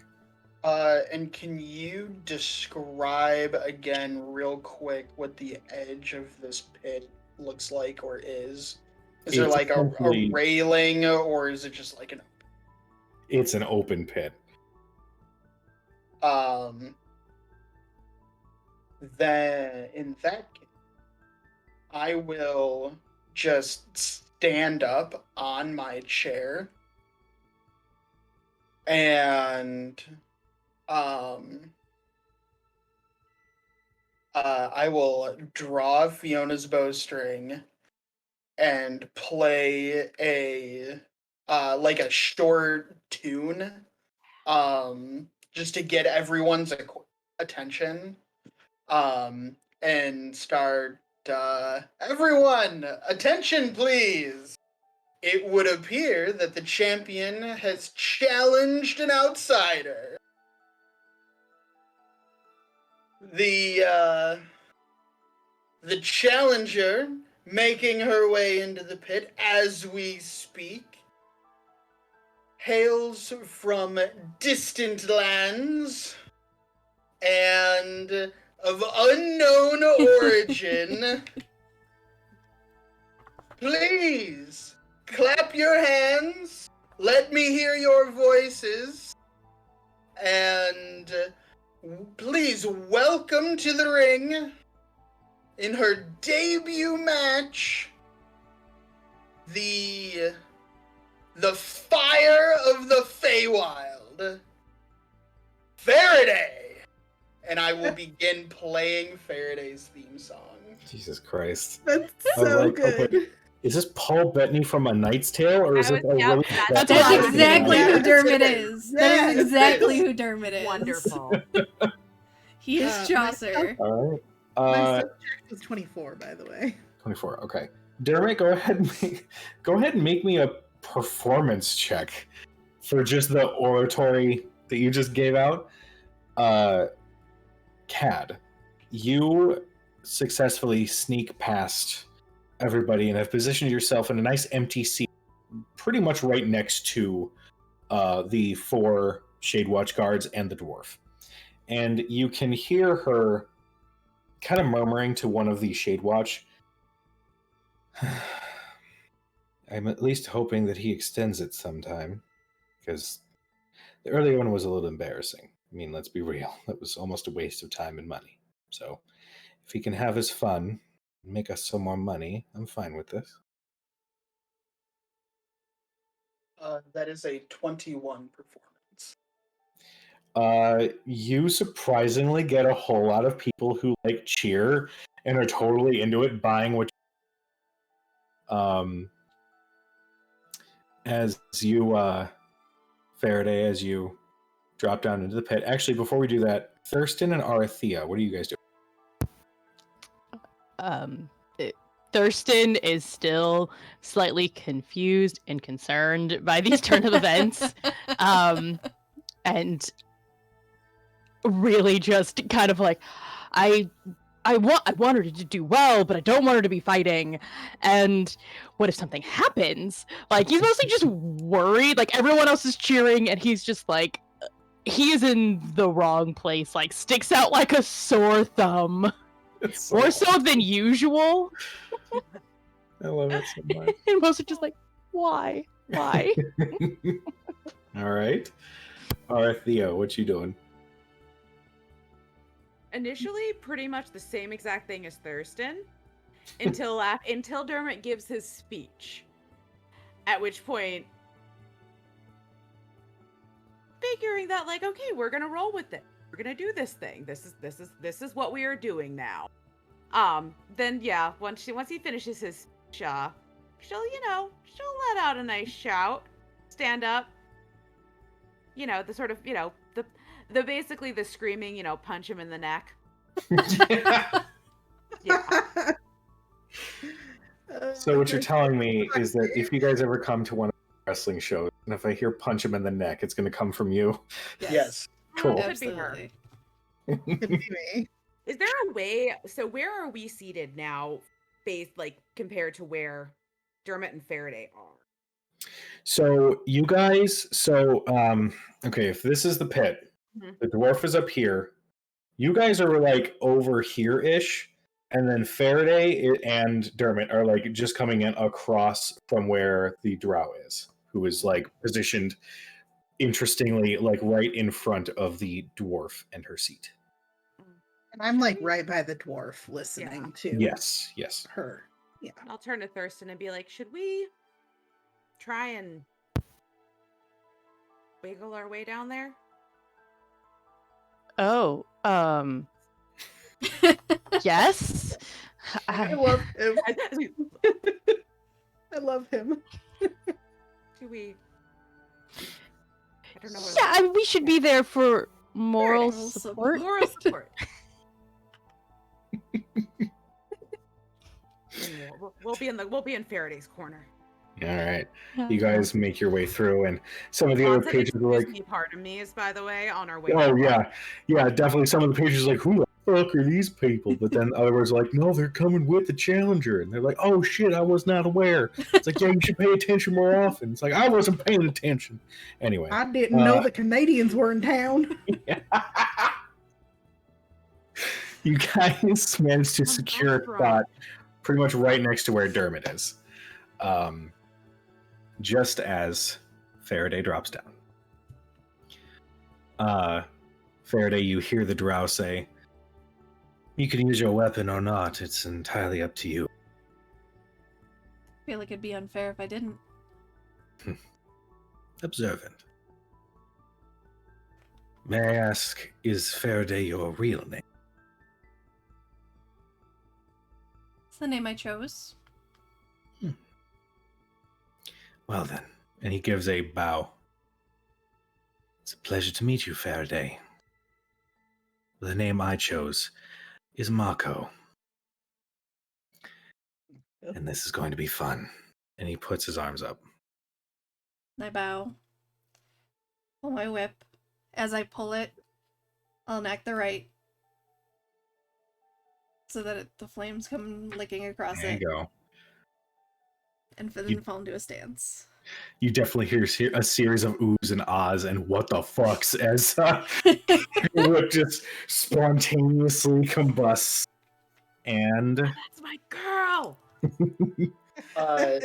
Dermot is, as soon as this happens and all the oohs and ahs, Dermot just shouts to the crowd, let her hear your voice! It's her birthday!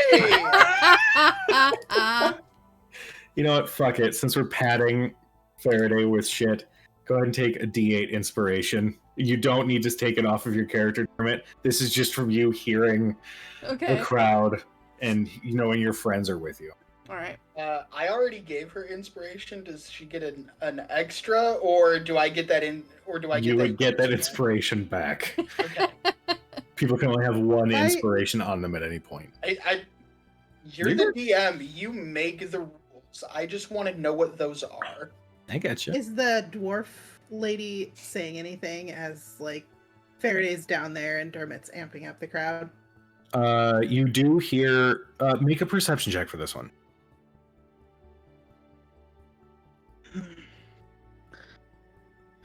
22. 22. You hear... What languages do you speak? Celestial, Common, Marquesian, Thieves' Cant, and Undercommon.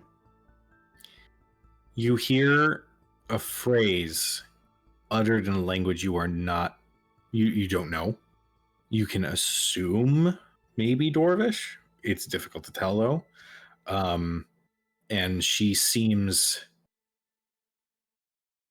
a little upset, a little on edge, but then all and a little like interested. So like basically, if like with your perception, you with her like her glass to here, where she's like 100% engaged in what's happening, as opposed to like, oh yeah, he's.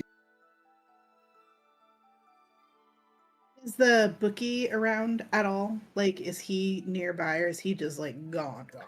With your perception check, you do not see the bookie anywhere. And just as Faraday and Mako stand across from one another, they both dash forward. And we'll see you next time on Decisions of Dragons. Yay! I have been sitting on that for a very long time. I'm so glad it's happening. Goddamn short halt. I'm so Fucking excited. Scanlan. Welcome to seedy, shitty Jorn Village, everybody. Hope you're happy. Thurston will not be investing any of his money here. Thank you very much. I don't know. Seems kind of fun. Just need like a good hotel, like. Well, to everybody who tuned in, thank you so much. We Yeah. love you. Be nice to each other. And yeah, actually, I wanted to chat with Sam and Dustin. Dustin, I know you typically have stuff on Thursdays, right? Yes. Okay. Samantha, Yes. would you be up for playing Divinity with myself Sure. instead of Friday? Yeah, we can do it tomorrow. Sweet. And then next week, my schedule is going to be a little bit weird because on Tuesday after work, I am going to be heading back to my parents' place to do some dog sitting. So if I do stream, it might be just with the PlayStation. It might not happen. I don't know what it's going to be. I will still be able to run Decisions and Dragons on Wednesday. That's still going to be a thing. But for until the 14th. So from the 5th through the 14th, I'll be at my parents' place. So my streams might be a little bit weird. Who knows? Maybe a recently released Resident Evil game maybe will be one of them. But for anybody who is interested, come and watch. And then also Nerdhouse has a whole bunch of stuff here too, like Co-op Sunday. yeah. Nothing on Saturday, but yeah, we'll be streaming Divinity tomorrow then. And then Co-op Sunday, some more Deep Rock Galactic. Just Dwarves and Bugs. Dwarves and Bugs. Dwarves and Bugs. Rock and stone. Rock and Stone. And then we'll be back on Wednesday for more Decisions and Dragons. Sounds good. We get to see how this dream match is going to play out. I'm so excited. I don't even care if she gets her ass kicked. I'm so excited. I want to see her kick his ass. We'll see. Thurston just doesn't want you to die. Please don't die. You just want somebody to get their ass kicked. That really first hope fight was that, fun as hell.